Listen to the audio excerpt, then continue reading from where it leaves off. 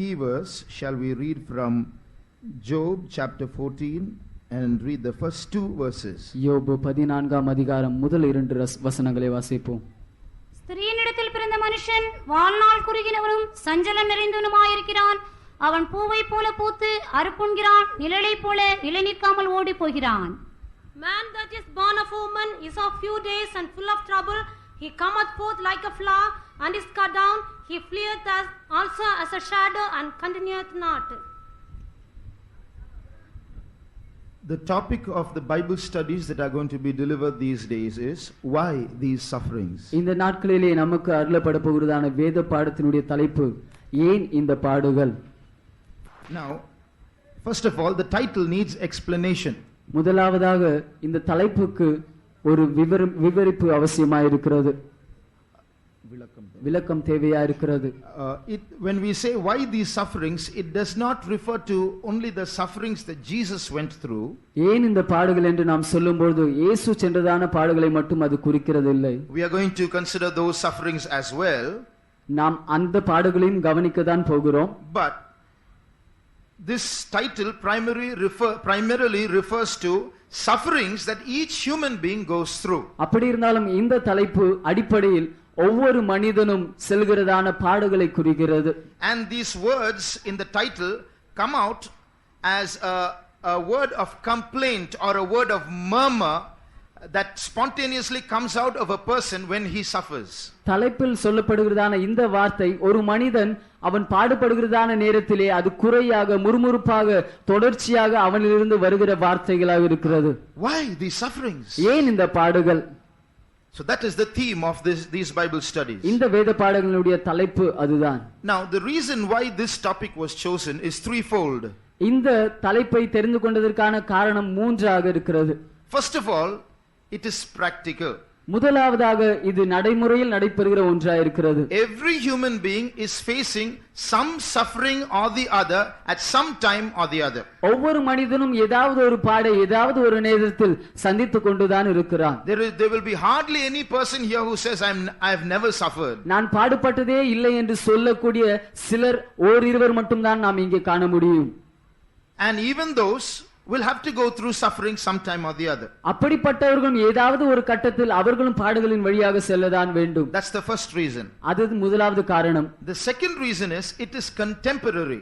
இரண்டாவது காரணம் அது இந்த காலத்துக்கு உரிய ஒன்றாக இருக்கிறது. In other words, மறுவார்த்தையில் this question about suffering is being raised more today than at any other time. பாடுகளை பற்றியதான இந்த கேள்வி மற்ற எந்த நாட்களை பார்க்கிலும் இப்படிப்பட்டதான இந்த நாட்களில் அதிகமாக அதை பற்றி கேள்வி எழுப்பப்படுகிறது. As knowledge increases, questions about sufferings also increase. அறிவு பெருக பெருக பாடுகளை பற்றிய கேள்வியும் பெருகிக் கொண்டே இருக்கிறது. Religions and philosophies are trying to grapple with this problem of suffering. மதங்களும் தத்துவங்களும் இந்த பாடுகளினுடைய பிரச்சனைகளோடு போராடி எதிர்க்க முயலுகிறது. In fact, between the year 1960 and the year 1990, more than 4,200 books have been written, either philosophical books or theological books, writings trying to grapple with the problem of suffering. உண்மையில் 1960 இலிருந்து 1990 வரை ஏறக்குறைய 4200 தத்துவ புத்தகங்கள், இப்படிப்பட்டதான புத்தகங்கள் இப்படிப்பட்ட பாடுகளை இவற்றை தவிர்க்கக்கூடிய புத்தகங்களாக இவற்றை பற்றி எழுதப்பட்டுள்ளது. Trying to explain the problem of suffering.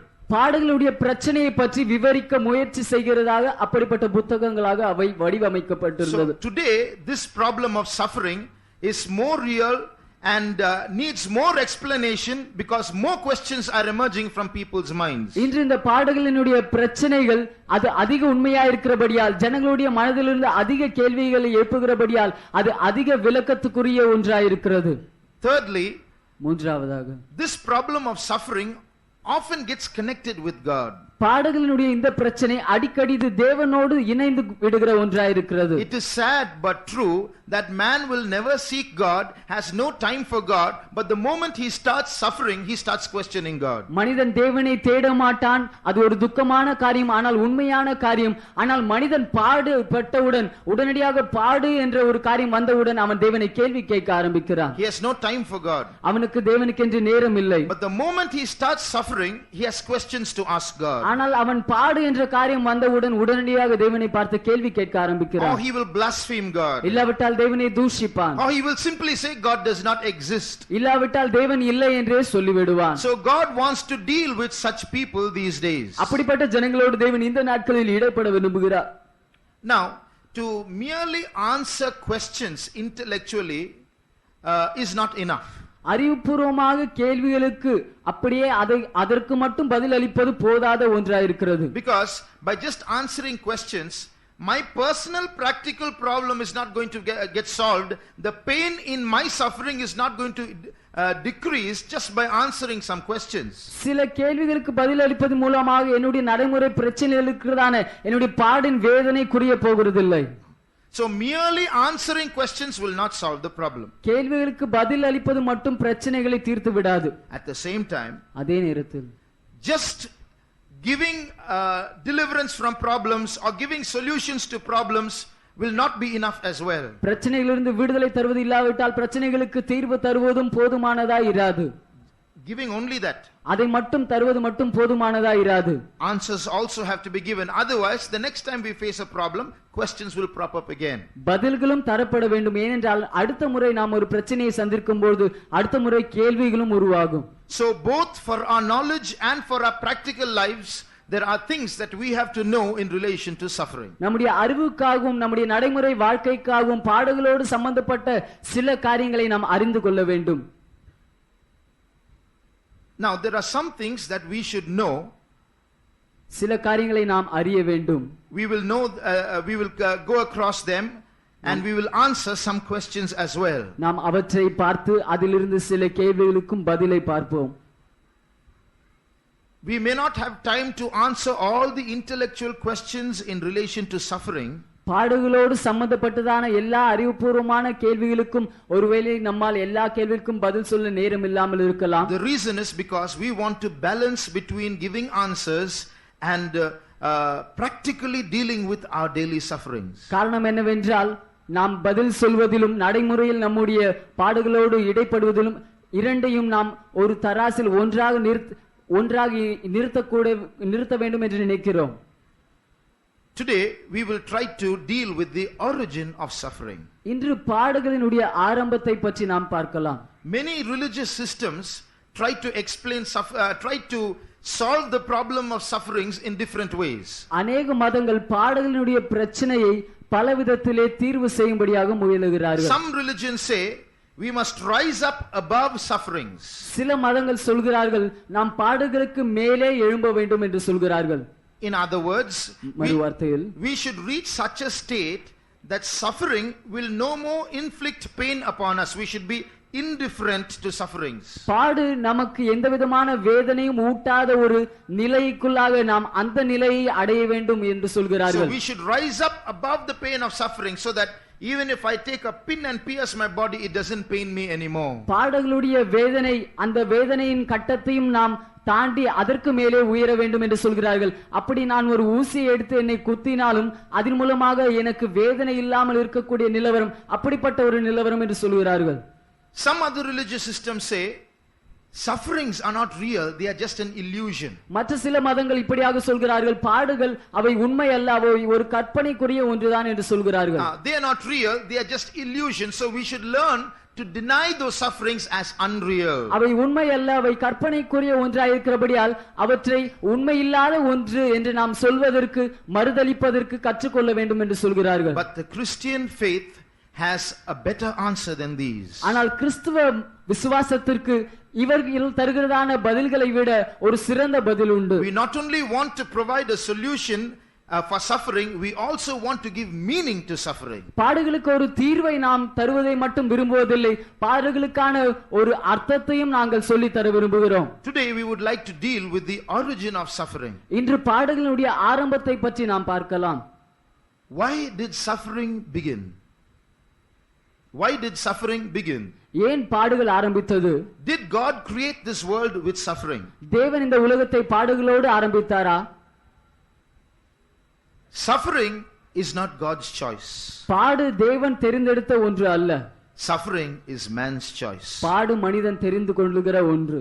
Man chose suffering for himself God did not choose the suffering. மனிதன் பாடுபடுவதை தனக்காக தெரிந்து கொண்டான், தேவன் பாடுபடுதலை அவர் தெரிந்து கொள்ளவில்லை. When God made the world, he made a world without suffering. தேவன் இந்த உலகத்தை உண்டு பண்ணின போது பாடுகளற்ற ஒரு உலகத்தை தான் அவர் உருவாக்கினார். When God made man, he made man without suffering. தேவன் மனிதனை உருவாக்கின போது பாடுகள் இல்லாமல் தான் மனிதனை உருவாக்கினார். He made a special garden for man to be his home. And that garden was a garden where there was no suffering at all. மனிதனுக்காக ஒரு விசேஷித்த தோற்றத்தை அவனுடைய வீடாக இருக்கும்படியாக செய்து கொடுத்தார். அதிலே எந்தவிதமான பாடுகள் இல்லாத ஒரு தோட்டம் அது. Then where did suffering begin? அப்படி என்றால் இந்த பாடு எங்கே இருந்து வந்தது? When man was made with a perfect freedom to choose. மனிதன் உருவாக்கப்பட்ட போது தெரிந்து கொள்ளக்கூடிய ஒரு பூர்ணமான சுயாதீனத்தோடு அவன் உருவாக்கப்பட்டான். Man, when he was made with a perfect freedom to choose. மனிதன் உருவாக்கப்பட்ட போது தெரிந்து கொள்ளக்கூடிய ஒரு பூர்ணமான சுயாதீனத்தோடு அவன் உருவாக்கப்பட்டான். He was told what he should do. He was told what he should not do. அவன் என்ன செய்ய வேண்டும், என்ன செய்யக்கூடாது என்று சொல்லப்பட்டான். And he was also warned of the consequences of disobeying God's laws. தேவனுடைய கற்பனைகளுக்கு கீழ்ப்படியாமல் காட்டினால் அதனுடைய தீர்வுகள் விளைவுகள் என்னவாக இருக்கும் என்றும் அவன் எச்சரிக்கப்பட்டான். He was put into a world without sufferings. பாடுகள் இல்லாத ஒரு உலகத்திற்குள்ளாக அவன் போடப்பட்டான். Given a freedom to choose. தெரிந்து கொள்ளக்கூடிய ஒரு சுயாதீனம் அவனுக்கு அருளப்பட்டது. Told what he was to do and what he was not supposed to do. அவன் என்ன செய்ய வேண்டும், என்ன செய்யக்கூடாது என்றும் அவனுக்கு சொல்லப்பட்டது. Warned of the consequences of transgressing God's laws. தேவனுடைய பிரமாணங்களை மீறுவதினால் வரும் விளைவுகளை பற்றி அவன் எச்சரிக்கப்பட்டான். God said, the day you transgress my law, you shall surely die. தேவன் அவனை பார்த்து சொன்னார், என்னுடைய பிரமாணங்களை மீறும் நாளில்தானே நீ சாகவே சாவாய். And the result, அதனுடைய விளைவு, when a time came, man chose to do what he was not supposed to do. ஒரு குறிப்பிட்ட காலகட்டம் வந்தபோது மனிதன் எதை செய்யக்கூடாதோ அதை செய்யும்படியாக தெரிந்து கொண்டான். And the result is the emergence of a suffering world. அதனுடைய விளைவுதான் பாடுபடுகிறதான ஒரு உலகம் உண்டாயிற்று. So the first man did something wrong, did what he should not have done, and therefore the world became a suffering world. முதலாவது மனிதன் தவறான ஒன்றை செய்தான், எதை செய்திருக்க கூடாதோ அப்படிப்பட்ட ஒன்றை செய்தபடியால் இந்த உலகம் பாடுபடுகிற ஒரு உலகமாக மாறிவிட்டது. Now immediately when we say this, நாம் இதை சொன்ன உடனே some questions come up. நமக்குள்ளாக இருந்து சில கேள்விகள் எழும்புகிறது. We will come to that later on. நாம் அதை பின்பு பார்க்கலாம். We will see how this world became a world of suffering. இந்த உலகம் எப்படி பாடுகள் நிறைந்த ஒரு உலகமாக மாறினது என்று நாம் பார்க்கலாம். When God told man not to do a certain thing, தேவன் மனிதனை பார்த்து ஒரு குறிப்பிட்ட காரியத்தை செய்யாதே என்று சொன்னபோது, and he did it, அவன் அதை செய்தபோது, then he had also to reap the consequences of which he was warned of. அப்படி அவன் எதற்காக எச்சரிக்கப்பட்டானோ அவன் அதை செய்தபடியால் மீறினபடியால் அதன் விளைவுகளையும் சந்திக்க வேண்டியவனாய் இருந்தான். If you turn to Genesis chapter 3, ஆதியாகமம் 3ஆம் அதிகாரம் verse 16 onwards, we see all the curses that fall upon man because of his wrongdoing. மனிதனுடைய தவறான செயலின் நிமித்தமாக அவர் மீது வருகிறதான எல்லா சாபங்களையும் பார்க்கிறோம். Read verse 16 please. 16ஆம் வசனத்தை வாசியுங்கள். அவர் ஸ்திரீயை நோக்கி, நீ கர்ப்பவதியாய் இருக்கும்போது உன் வேதனையை மிகவும் பெருக பண்ணுவேன், வேதனையோட பிள்ளை பெறுவாய், உன் ஆசை உன் புருஷனை பற்றி இருக்கும், அவன் உன்னை ஆண்டு கொள்வான் என்றார். Unto the woman he said, I will greatly multiply thy sorrow and thy conception. In sorrow thou shalt bring forth children, and thy desire shall be to thy husband, and he shall rule over thee. Here we read of the woman, the husband, the children. இங்கே நாம் ஸ்திரீயை பற்றியும் அவளுடைய புருஷனை பற்றியும் அவர்களுடைய பிள்ளைகளை பற்றியும் வாசிக்கிறோம். So it is a family here. இங்கே ஒரு குடும்பமாக வாசிக்கிறோம். So these refer to problems that are going to arise in the home. வீடுகளிலே வரப்போகிறதான பிரச்சனைகளை பற்றி இது வெளிப்படுத்துகிறது. From the time of conception, the woman at home is going to face many problems. ஸ்திரீ அவள் கற்பம் தரிக்க போகிறதிலிருந்து அவளுடைய வீட்டில் अनेक பிரச்சனைகள் உருவாக போகிறது. It has become a world mixed with joy and sorrow. சந்தோஷமும் துக்கமும் கலந்த ஒரு உலகமாக மாறிவிட்டது. When a child is born, there is joy. ஒரு பிள்ளை வீட்டில் பிறக்கும்போது வீட்டில் சந்தோஷம் இருக்கிறது. But in bringing up the child, there is sorrow. ஆனால் பிள்ளையை வளர்த்தெடுப்பதில் வீட்டில் துக்கம் இருக்கிறது. When a child starts speaking, everyone is happy. ஒரு குழந்தை பேச ஆரம்பிக்கும்போது வீட்டில் இருக்கிற அனைவரும் சந்தோஷப்படுகிறார்கள். But then it starts speaking so much that you have to teach it to shut its mouth. ஆனால் அந்த குழந்தை அதிக பேச ஆரம்பிக்கும்போது அதன் வாயை அடைக்க நாம் அதற்கு கற்றுத் தர வேண்டியிருக்கிறது. When a child starts walking, everyone is happy. ஒரு குழந்தை நடக்க ஆரம்பிக்கும்போது எல்லோரும் சந்தோஷப்படுகிறோம். But it starts walking and running so much, it runs into the darkness, runs onto the road, runs during the meetings here and there, disturbs everyone, and it becomes suffering for the mother. ஆனால் அது இருட்டிலும் அது கூட்டத்தில் இங்கும் அங்குமாக மத்தியிலும் வீதியிலும் இப்படியாக ஓடிக்கொண்டிருந்தால் அது தாய்க்கு ஒரு பிரச்சனையாக மாறிவிடுகிறது. Children become suffering to the parents. பிள்ளைகள் பெற்றோர்களுக்கு பாடுகளாக மாறுகிறார்கள். And parents sometimes become suffering to the children. சில நேரத்தில் பெற்றோர்கள் பிள்ளைகளுக்கு பாடுகளாக மாறுகிறார்கள். And it says the desire shall be to thy husband and he shall rule over you. உன் ஆசை உன் புருஷன் பற்றி இருக்கும், அவன் உன்னை ஆண்டு கொள்வான் என்று சொல்லப்பட்டிருக்கிறது. So in return for love there will be domination. அன்புக்கு விளைவாக அன்பிற்கு பதிலாக அங்கே அவன் ஆண்டு கொள்ளுவான். So there will be relationship problems. அங்கே உறவுகளிலே பிரச்சனை இருக்கும். These are family problems that are going to emerge, that these are the sufferings in the family. இவையெல்லாம் குடும்பத்தில் இருக்கிறதான பாடுகள், பிரச்சனைகள், Sufferings in the home. வீட்டில் இருக்கிறதான பாடுகள். Read verse 17 to 19. 17ஆம் வசனத்திலிருந்து 19ஆம் வசனம் வரை வாசியுங்கள். பின்பு அவர் ஆதாமை நோக்கி, நீ உன் மனைவியின் வார்த்தைக்கு செவி கொடுத்து புசிக்க வேண்டாம் என்று நான் உனக்கு விளக்கின விருட்சத்தின் கனியை புசித்தபடினாலே பூமி உன் நிமித்தம் சபிக்கப்பட்டிருக்கும். நீ உயிரோடு இருக்கும் நாளெல்லாம் வருத்தத்தோடே அதன் பலனை புசிப்பாய். அது உனக்கு முள்ளும் குறுக்கும் முளைப்பிக்கும்.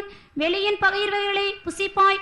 நீ பூமியிலிருந்து எடுக்கப்பட்டபடியால் நீ பூமிக்கு திரும்ப மட்டும் உன் முகத்தின் வேர்வையால் ஆகாரம் புசிப்பாய். நீ மண்ணாயிருக்கிறாய், மண்ணுக்கு திரும்புவாய் என்றார்.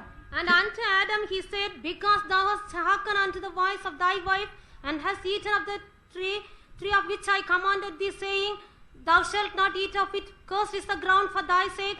In sorrow shalt thou eat of it all the days of thy life. Thorns and thistles shall it bring forth to thee, and thou shalt eat the herb of the field. In the sweat of thy face shalt thou eat bread, till thou return unto the ground, for out of it was thou taken, for dust thou art, and unto dust shalt thou return. Here we read of many consequences of Adam's transgression. ஆதாமினுடைய மீறுதலின் நிமித்தமாக வந்த अनेक விளைவுகளை இங்கே நாம் வாசிக்கிறோம். God pronounces judgment or punishment upon him because he did what he was not supposed to do. ஆதாம் எதை செய்யக்கூடாதோ அதை அவன் செய்தபடியால் தேவன் அவன் மீது தண்டனையை அங்கே விதிக்கிறார். Cursed is the ground. பூமி உன் நிமித்தமாய் சபிக்கப்பட்டிருக்கும். So the earth has become a cursed earth. பூமி அதனால் ஒரு சபிக்கப்பட்ட பூமியாக மாறிவிட்டது. Because of which we see tsunamis and earthquakes and other natural calamities. அதன் மூலமாக இப்படிப்பட்டதான சுனாமியும் பூமி அதிர்ச்சிகளும் இயற்கை சீற்றங்களையும் நாம் பார்க்கிறோம். You shall eat in sorrow all the days of your life. உன்னுடைய நாட்கள் முழுவதுமாக நீ துக்கத்திலே ஆகாரம் புசிப்பாய். Eating is for health. நாம் ஆகாரம் புசிப்பது நம் ஆரோக்கியத்துக்காக. Eating in sorrow refers to sickness. துக்கத்தில் ஆகாரம் புசிப்பாய் என்றால் அது வியாதியை வெளிப்படுத்துகிறது. People are having, when they grow up, they are having to observe diet. ஜனங்கள் வளர வளர அவர்கள் ஆகாரத்தை அவர்கள் சரியான ஒரு தரத்தில் அவர்கள் அதை கையாள வேண்டியிருக்கிறது. They can't eat freely. அவர்கள் விரும்பின விதமாக புசிக்க முடியாது. No salt, no sugar, no oil, no fat, no this, no that. உப்பு இல்லாமல், எண்ணெய் இல்லாமல், சர்க்கரை இல்லாமல், இப்படி இல்லாமல், கொழுப்பு இல்லாமல், அப்படி இல்லாமல் அவர்கள் சாப்பிட வேண்டியிருக்கிறது. Can't enjoy a meal properly. Everything is restricted, suffering. ஒருவேளை ஆகாரத்தை சரியான விதத்தில் சந்தோஷமாக சாப்பிட முடியவில்லை, எல்லாமே தடை செய்யப்படுகிறது, அங்கே பாடு. Thorns and thistles shall the earth bring forth to thee. பூமி முள்ளையும் குறுக்கையும் உனக்கு பிறப்பிக்கும். In other words, man goes to sow in the field, and what comes out is thorns and thistles instead of what he expects. மறுவார்த்தையில் மனுஷன் சென்று பூமியில் விதைக்க செல்கிறான், ஆனால் அவன் எதிர்பார்ப்பதற்கு பதிலாக முள்ளையும் குறுக்கையும் தான் அது அவனுக்கு விளைவிக்கிறது. He goes to work, he doesn't get his proper yield. அவன் வேலை செய்யும்படியாக செல்கிறான், சரியான லாபத்தை அதிலிருந்து அவன் பெற்றுக்கொள்கிறதில்லை. This shows financial problems. இது பண பிரச்சனைகளை காண்பிக்கிறது. Business losses. அவர்களுடைய வியாபாரத்திலே தோல்விகள், நஷ்டங்கள். Salary doesn't come in time. சம்பளம், ஊதியம் சரியான நேரத்திற்கு வருகிறதில்லை. Debts கடன் பிரச்சனைகள், So many problems like this. இது போன்ற அநேக பிரச்சனைகள். Not only that, அது மட்டுமல்ல, sweat of thy face. You shall earn your bread in the sweat of your face. உன்னுடைய ஆகாரத்தை உன்னுடைய நெற்றியின் வேர்வையினால் சம்பாதிப்பாய். In the Garden of Eden there was no sweating. Eden தோட்டத்திலே வேர்வை இல்லை. Man got his bread freely. மனிதன் அவனுடைய ஆகாரத்தை இலவசமாக பெற்றுக்கொண்டான். But now, as part of the punishment, he has to go to work, he has to toil and labor and sweat and earn his food. ஆனால் இப்பொழுது தண்டனையின் ஒரு பகுதியாக அவன் வேலைக்கு சென்று பிரயாசப்பட்டு அவன் உழைத்து அவன் வேர்வை விட்டு அவனுடைய ஆகாரத்தை சம்பாதிக்க வேண்டும். These days it's getting worse and worse. இந்த நாட்களில் இது அதிக மோசமாகிக் கொண்டே போகிறது. The men of the house have to get up early in the morning, go to work all day, come back late in the night. There is no time to be with the family. வீட்டில் இருக்கிறான புருஷர்கள் அதிகாலையில் சென்று அவர்கள் வேலைக்கு சென்று இரவில் அதிக நேரம் கழித்து அவர்கள் வருகிறார்கள். அவர்களுடைய குடும்பத்தோடு அவர்களுக்கு செலவழிக்க நேரம் இல்லாமல் இருக்கிறது. There's a lot of overtime work. அவர்கள் அதிக நேரம் வேலை செய்கிறார்கள். Now a lot of night shifts are emerging. இப்பொழுது அதிகமாக இரவு நேரங்களில் வேலை, அப்படிப்பட்ட வேலைகளும் வருகிறது. They have to suddenly go on a transfer. The whole family has to sweat when they have to shift house. அவர்கள் திடீரென்று வேலை மாற்றம் கிடைத்து வேறு இடத்திற்கு செல்லும்போது முழு வீடும் அங்கிருந்து மாற்றி வேறு இடத்திற்கு கொண்டு செல்ல வேண்டும். And finally he returns to the dust. கடைசியாக அவன் மண்ணுக்கு திரும்புகிறான். That's the last day of his life. அதுதான் அவனுடைய வாழ்நாட்களின் கடைசி நாள். Death. மரணம். So from his birth till the death, just like Job says, man's life has been full of trouble ever since. அவனுடைய பிறப்பிலிருந்து அவனுடைய மரணம் வரை யோபு சொல்வதை போன்று அது முழுவதும் பிரச்சனைகளினால் நிறைந்திருக்கிறது. Every man's life every day is full of problems. ஒவ்வொரு மனிதனுடைய வாழ்க்கையும் ஒவ்வொரு நாளும் பிரச்சனைகள், சஞ்சலங்கள் நிறைந்திருக்கிறது. The Bible itself is full of suffering people. வேதமே பாடுபடுகிற ஜனங்களினால் நிறைந்திருக்கிறது. Good people and bad people are all suffering. நல்லவர்கள் கெட்டவர்கள் அனைவரும் பாடுபடுகிறார்கள். And we are all living in a suffering world. நாம் அனைவரும் பாடுபடுகிறதான ஒரு உலகத்தில் வாழ்கிறோம். Now in all that has been stated till now, two important questions emerge. இதுவரை சொல்லப்பட்ட அனைத்திலும் இருந்து இரண்டு முக்கியமான கேள்விகள் உண்டாயிருக்கிறது. As we heard now, நாம் இப்பொழுது கேட்டதை போல, because Adam the first man sinned, this world has become a world of suffering. முதலாவது மனிதனாகிய ஆதாம் பாவம் செய்தபடியால் இந்த உலகம் பாடுகளுக்குள்ளான ஒரு உலகமாக மாறிவிட்டது. Immediately a question has to be answered. உடனடியாக ஒரு கேள்விக்கு நாம் பதிலளிக்க வேண்டும். Why should I suffer today because Adam sinned that day? அந்த நாளில் ஆதாம் பாவம் செய்ததற்கு இந்த நாளில் நான் ஏன் பாடுபட வேண்டும்? There are many answers. இதற்கு अनेक பதில்கள் உண்டு. But I will give you one. ஆனால் நான் ஒரு பதில் சொல்கிறேன். When money is stolen from a house, நம்முடைய வீட்டிலிருந்து பணம் திருடப்படும் பொழுது, who earned that money? அந்த பணத்தை சம்பாதித்தது யார்? The man of the house. அந்த வீட்டில் இருக்கிற புருஷன். When the money is stolen, is he the only one who suffers or the entire family? பணம் திருடப்படும் பொழுது அந்த பணத்தினால் திருடப்படுகிறதனால் வேதனைப்படுகிறது அவன் மட்டுமா, வீட்டில் இருக்கிற அனைவருமா? The entire family suffers. வீட்டில் இருக்கிற அனைவரும் வேதனைப்படுகிறார்கள். When a child fails in the exam, ஒரு குழந்தை பரீட்சையில் தோல்வியை தழுவும் பொழுது, is the child the only one suffering? Does not the whole family share the reproach of that failure? அந்த குழந்தை மட்டும்தான் அந்த வேதனையை சகிக்கிறதா, இல்லாவிட்டால் குடும்பத்தில் இருக்கிற முழுவதும் அந்த நிந்தனையின் அவமானத்தை சகிக்கிறார்களா? When a person in a house falls sick, ஒரு வீட்டில் இருக்கிறான ஒரு நபர் வியாதிப்படும் பொழுது, is the sick patient alone the suffering? Does not the rest of the family have to get involved in the suffering? அந்த வியாதிப்படுகிறதான நோயாளி மட்டும்தான் வேதனைப்படுகிறானா, இல்லாவிட்டால் வீட்டில் இருக்கிற மற்ற அனைவரும் அந்த வேதனையில் பங்கு கொள்வதில்லையா? In the same way, அதே விதத்தில், because of one person's wrongdoing, the whole family of humankind has to face the results. ஒரு மனுஷனுடைய தவறான செயலை நிமித்தமாக முழு மனுக்குலமும் அதனுடைய விளைவை சந்திக்க நேரிட்டது. Adam is not just someone, not someone else. He is our forefather, we are his children. ஆதாம் யாரோ ஒருவன் அல்ல, அவன் நம்முடைய முற்பிதா, நாம் அவனுடைய பிள்ளைகளாய் இருக்கிறோம். Now, as I told you, this is not the only answer. There are other answers. We shall come to them later on. நான் உங்களுக்கு சொன்னது போல இது மட்டும் பதில் அல்ல, மற்ற பதில்களும் உண்டு. நாம் அதை பின்பாக பார்ப்போம். Now there comes another question. இப்பொழுது மற்றும் வேறு ஒரு கேள்வி உண்டாகிறது. When God made man, தேவன் மனிதனை உண்டாக்கின போது God made man without suffering. தேவன் பாடுகள் இல்லாத ஒரு மனிதனை உருவாக்கினார். God made the world without suffering. தேவன் உண்டாக்கி மனிதனை உலகத்தில் வைத்தார். அந்த உலகமும் பாடுகளற்ற ஒரு உலகம். But he made man with a perfect freedom to choose. ஆனால் மனிதன் தெரிந்து கொள்ளக்கூடிய பூரண சுயாதீனத்தோடு தான் அவனை உருவாக்கினார். And he ends up choosing the wrong thing. மனிதனோ தவறானதை தெரிந்து கொள்வதில் முடிவடைந்தான். The result is such a terrible world. அதனுடைய விளைவு பயங்கரமான ஒரு உலகம். Whole world is in a mess today. முழு உலகமும் இன்று ஒரு குழப்பத்திற்குள்ளாக இருக்கிறது. Sometimes our families, our personal lives are in a mess today. சில நேரத்தில் நம்முடைய குடும்பம், நம்முடைய சொந்த தனிப்பட்ட வாழ்க்கை ஒரு குழப்பத்திற்குள்ளாக, பிரச்சனைக்குள்ளாக இருக்கிறது. Just because that man chose to do wrong. ஏனென்றால் அந்த ஒரு மனிதன் தவறான செயலை செய்ய தெரிந்து கொண்டபடியால். What is the question? கேள்வி என்ன?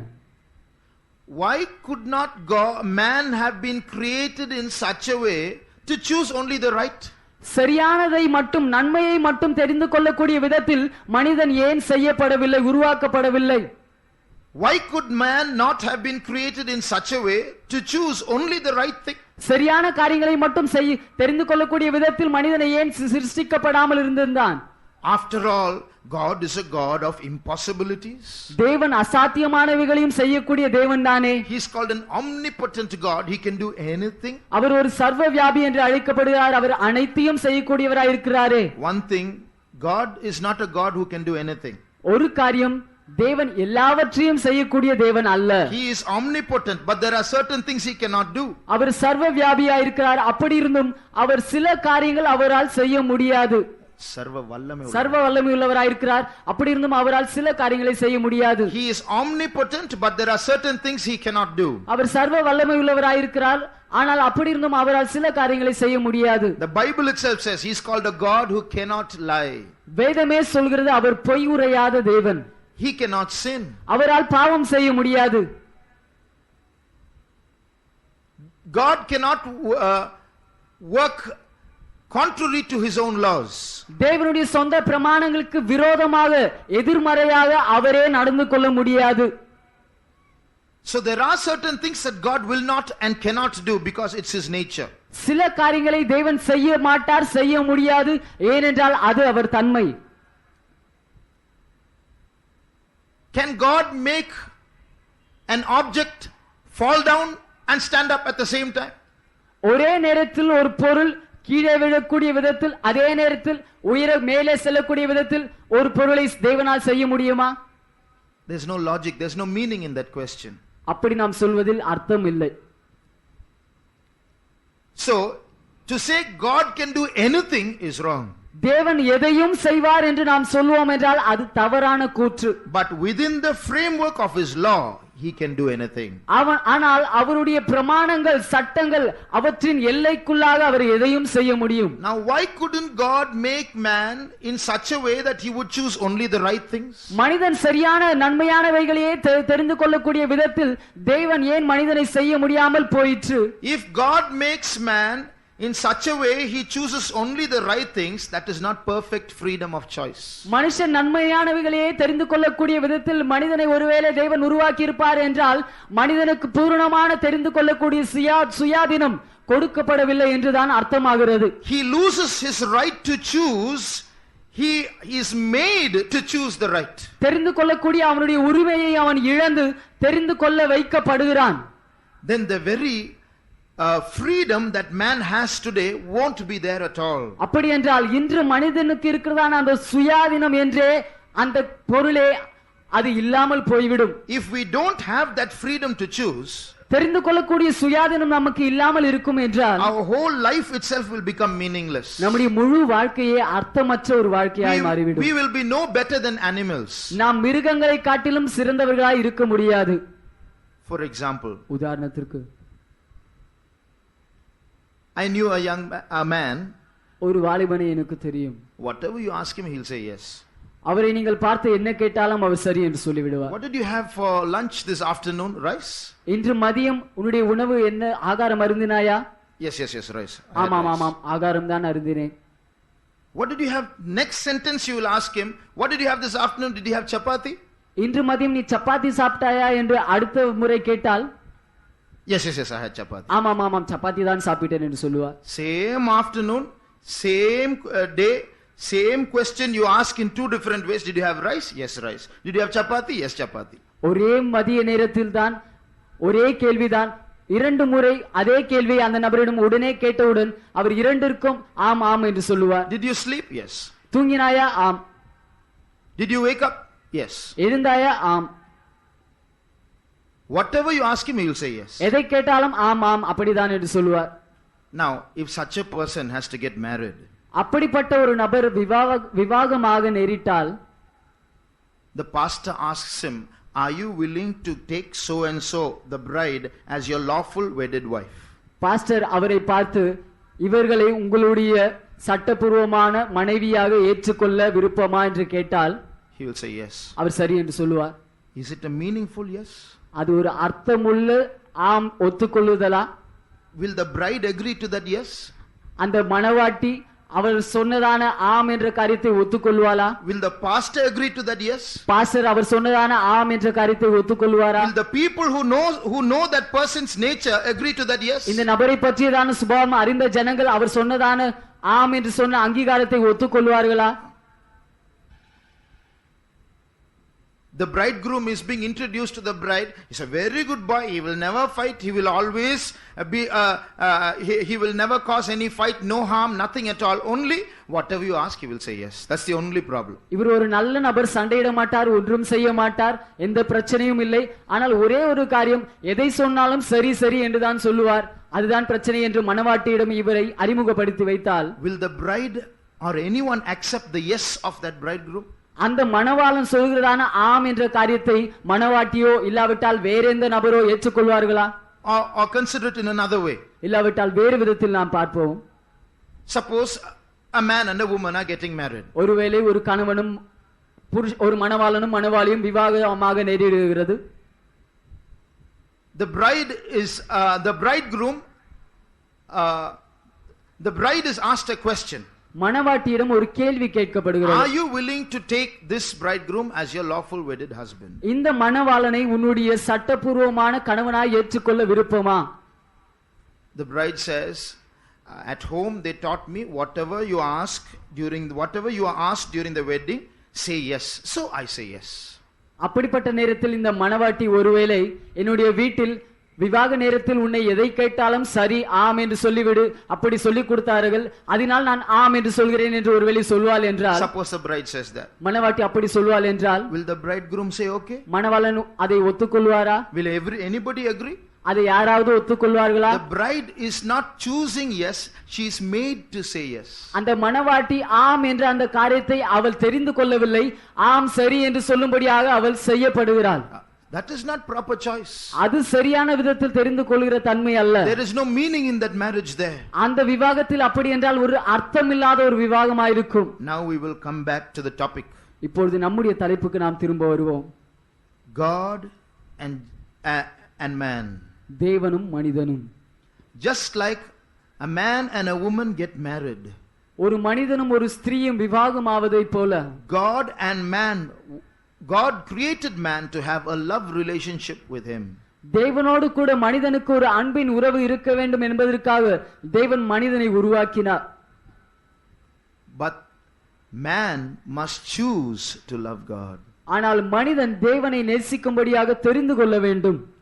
If man must choose to love God, then man must have perfect freedom of choice. ஒருவேளை மனிதன் தேவனை நேசிக்கும்படியாக தானே தெரிந்து கொள்ள வேண்டும் என்றால் தெரிந்து கொள்ளக்கூடிய பூரண சுயாதீனம் மனிதனுக்கு அவசியமாயிருக்கிறது. If man is made to choose only the right thing, then if man chooses God, there is no meaning in that. சரியான காரியங்களை மட்டுமே தெரிந்து கொள்ளக்கூடிய ஒரு தன்மை உடையவனாய் மனிதனை உருவாக்கிவிட்டு பின்பு தேவனை தெரிந்து கொள்ளபடியாக மனிதன் செய்யப்படுவான் என்றால் அதில் அர்த்தம் இல்லை. Man is not choosing to love God, he is made to love God. There is nothing there is no love there at all. தேவன் மனுஷன் தேவனை நேசிக்கும்படியாக தெரிந்து கொள்ளவில்லை, அவன் நேசிக்கும்படியாக செய்யப்படுகிறான், அதில் அன்பு இல்லை, அர்த்தம் இல்லை. He is bound, he is forced to love God. தேவனை நேசிக்கும்படியாக வற்புறுத்தப்படுகிறான், கட்டப்படுகிறான், கட்டுப்பாட்டுக்குள்ளாக கொண்டு வரப்படுகிறான். There is no love there. அங்கே அன்பு இல்லை. It's like God making a machine and making that machine love him. Man becomes a machine. ஏதோ தேவன் ஒரு இயந்திரத்தை உண்டு பண்ணி அதை அவரை அன்பு கூற செய்வதை போன்று மனிதனை ஒரு இயந்திரத்தை போன்று தேவன் உருவாக்குகிறதை போன்று அல்ல இருக்கிறது அல்லவா? But what differentiates us from machines is that we have a right to choose. ஆனால் இயந்திரங்களில் இருந்து நம்மை வேறுபடுத்துகிறது வித்தியாசப்படுத்துகிறது என்னவென்றால் நமக்கு இருக்கிறதான தெரிந்து கொள்ளக்கூடிய சுயாதீனம் உரிமைதான். That's why God did not make man in such a way that he might choose the right. God made man free, absolutely free to choose, so that man might choose God. ஒருவேளை சரியானதை தெரிந்து கொள்ளக்கூடிய விதத்தில் தேவன் மனிதனை உருவாக்கவில்லை, ஆனால் தெரிந்து கொள்ளக்கூடிய முழுமையான சுயாதீனத்தோடு தேவன் மனிதனை உருவாக்கினார். அப்படி உருவாக்கி அவன் அப்படிப்பட்ட ஒரு சூழ்நிலையில் தேவனை தெரிந்து கொள்ள வேண்டும் என்று அவர் அந்த எண்ணத்தோடு அவர் அப்படி செய்கிறார். So God gave man that perfect freedom of choice.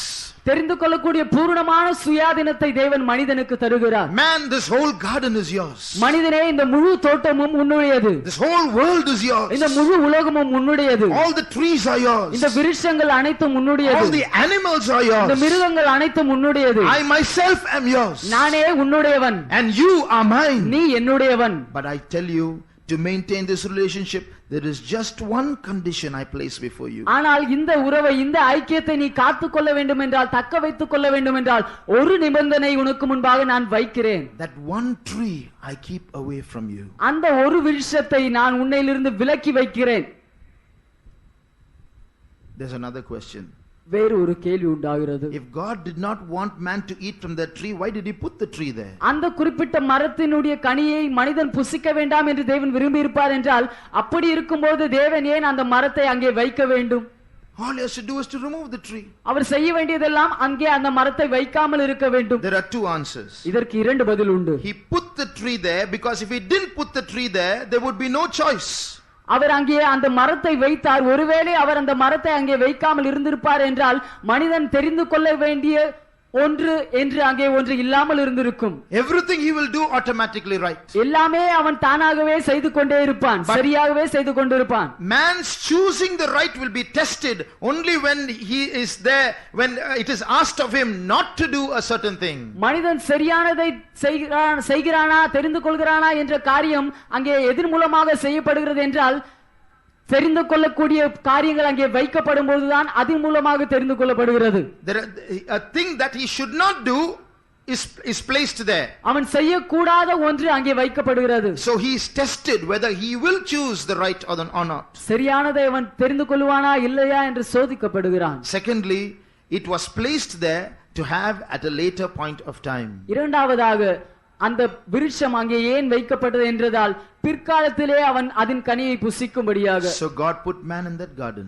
தேவன் மனிதனை அந்த தோட்டத்துக்குள்ளாக வைத்தார். Told him what to do, what not to do. எதை செய்ய வேண்டும், எதை செய்யக்கூடாது என்று அவனிடம் சொன்னார். The serpent came there. அங்கே சர்ப்பம் வந்தது. And spoke something different to man, something different from what God told man. தேவன் மனிதனிடம் சொன்னதை காட்டிலும் வினோதமான வித்தியாசமான வேறொன்றை மனிதனிடம் அது சொன்னது. What's God? How is man going to react now? இப்போது மனிதன் இதற்கு எப்படி பிரதிபலிக்க போகிறான்? God could have immediately come, pushed the serpent aside. No, you can't do that.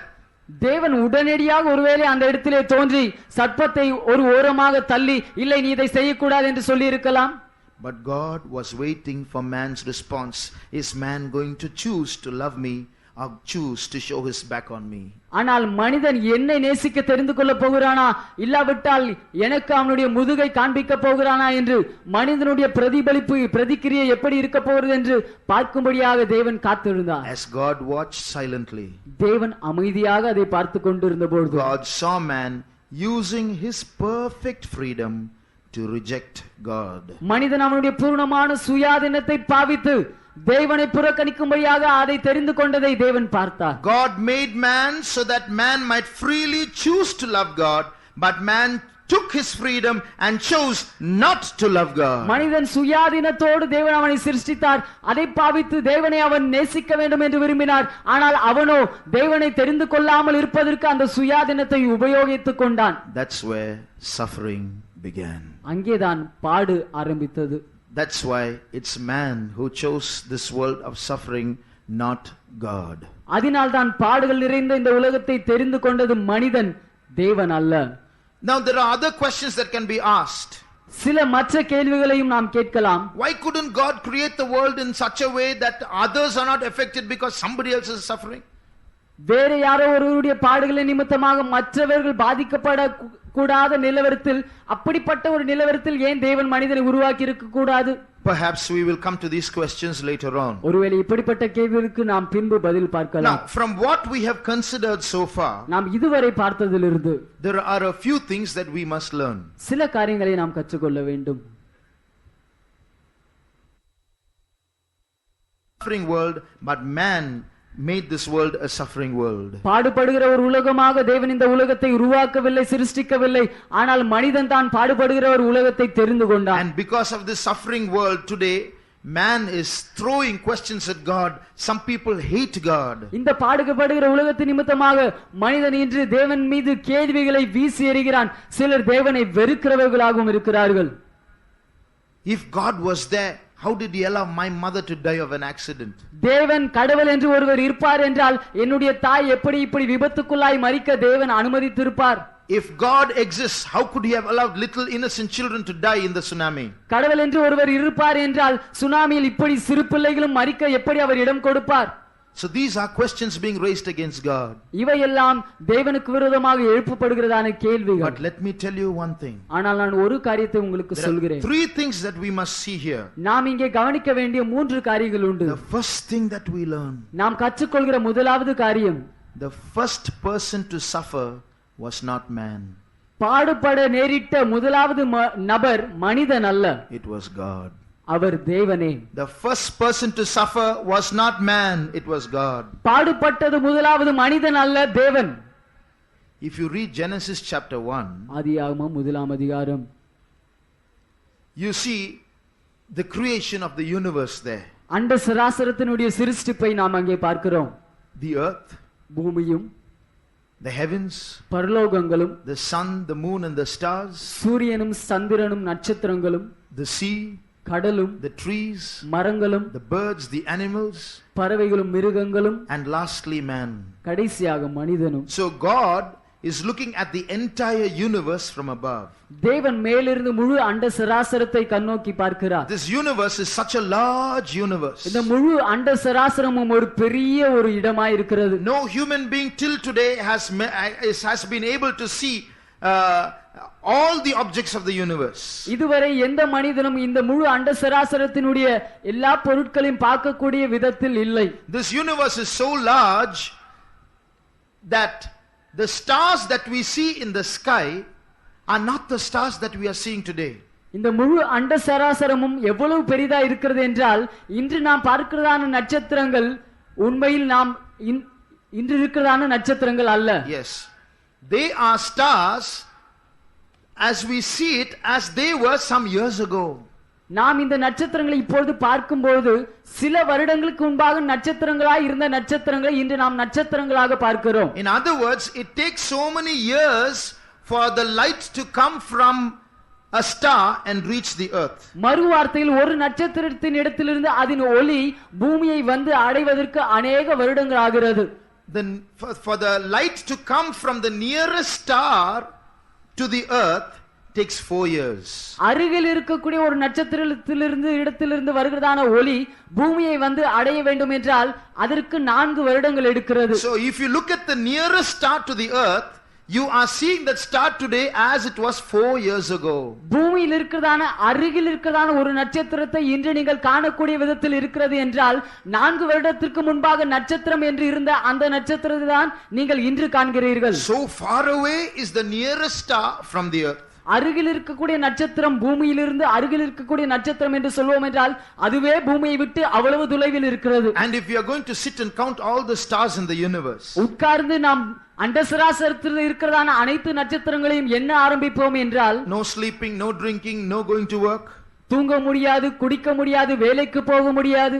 From the day you are born till the day you die, from the day you are born, you keep counting all the stars one by one at 1 star per second. நீங்கள் பிறந்த நாள் முதல் ஒரு வினாடிக்கு ஒரு நட்சத்திரம் என்று எண்ணிக்கொண்டே போனால் it will take 2500 years to finish counting the stars. அந்த நட்சத்திரங்களில் நீங்கள் எண்ணி முடிக்க வேண்டும் என்றால் 2500 ஆண்டுகள் ஆகும்.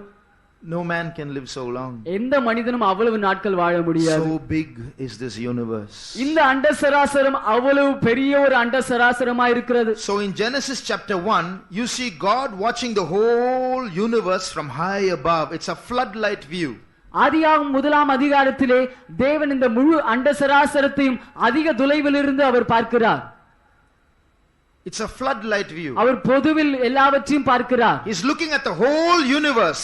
அவர் முழு அண்ட சராசரத்தையும் பார்க்கிறார். His eyes are watching the sun, the planets, the moon, the stars and the earth and all creation. அவருடைய கண்கள் சந்திரனையும் நட்சத்திரங்களையும் கோள்களையும் அவர் முழு பூமியையும் அவருடைய சிருஷ்டிப்பையும் பார்க்கிறது. But when it comes to Genesis chapter 2, ஆனால் ஆதியாகமம் 2ஆம் அதிகாரத்திற்கு வரும்போது from watching the whole universe, God's focus zooms down to one particular planet.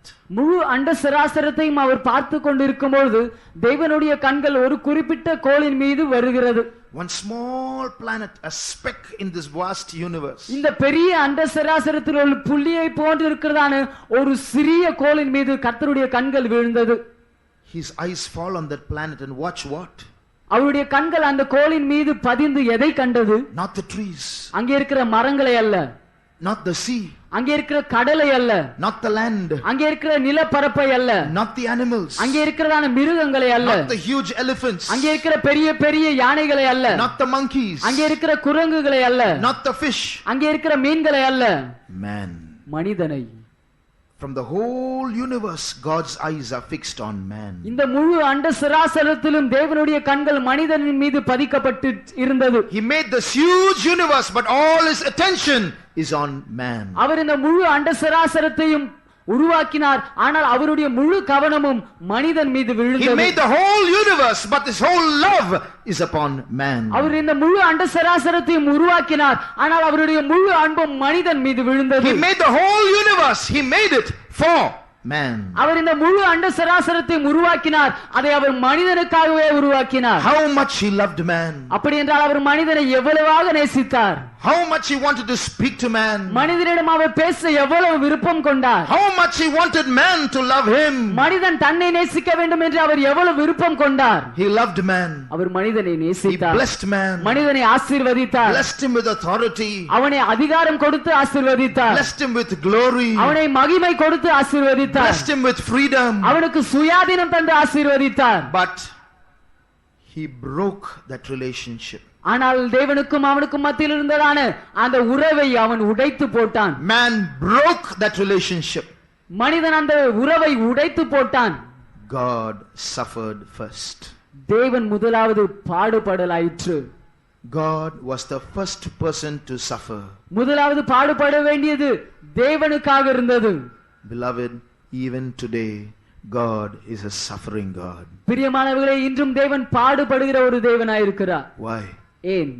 We think God is sitting in a big heaven clothed with glory, so many angels ministering to him, all saying amen, hallelujah, worshiping him all the time. So he's a God in a different world and there's no suffering. He's in heaven, there's no suffering for him. ஒரு பெரிய பரலோகத்திலே மகிமையினால் முடிசூட்டப்பட்டு அவரை சுற்றிலும் தேவதூதர்கள் ஆமென் அல்லேலூயா என்று ஆர்ப்பரித்துக் கொண்டிருக்க தேவன் ஒரு பாடுகளற்ற ஒரு மகிமையான வேற உலகத்தில் சந்தோஷமாய் வீற்றிருக்கிறார் என்று நாம் நினைக்கிறோமா? Not at all. அப்படி அல்ல. Even today God may be in heaven, but he is suffering. இன்றும் தேவன் ஒருவேளை பரலோகத்தில் வீற்றிருக்கலாம், ஆனால் அவர் பாடுபடுகிறார். Why? ஏன்? He wants love from man. He created man to love man, that man might love him, but he hasn't got that love. மனிதனிடத்திலிருந்து அவர் அன்பை எதிர்பார்க்கிறார். மனிதன் தன்னை நேசிக்க வேண்டும் என்பதற்காகவே மனிதனை அவர் சிருஷ்டித்தார். அப்படி இருந்தும் அவர் மனிதனிடத்திலிருந்து அவர் அந்த அன்பை பெற்றுக் கொள்ளவில்லை. Today man goes to God for what? இன்று மனிதன் தேவன் அண்டையில் போகிறான். எதற்காக? We are all here today. இன்று நாம் அனைவரும் இங்கே இருக்கிறோம். For what? எதற்காக? Might be a curiosity. ஒருவேளை ஒரு ஆவலோடு எதிர்பார்ப்போடு வந்திருப்போம். I am suffering. நான் பாடுபடுகிறேன். Will I get some answers? எனக்கு ஏதாவது பதில் கிடைக்குமா?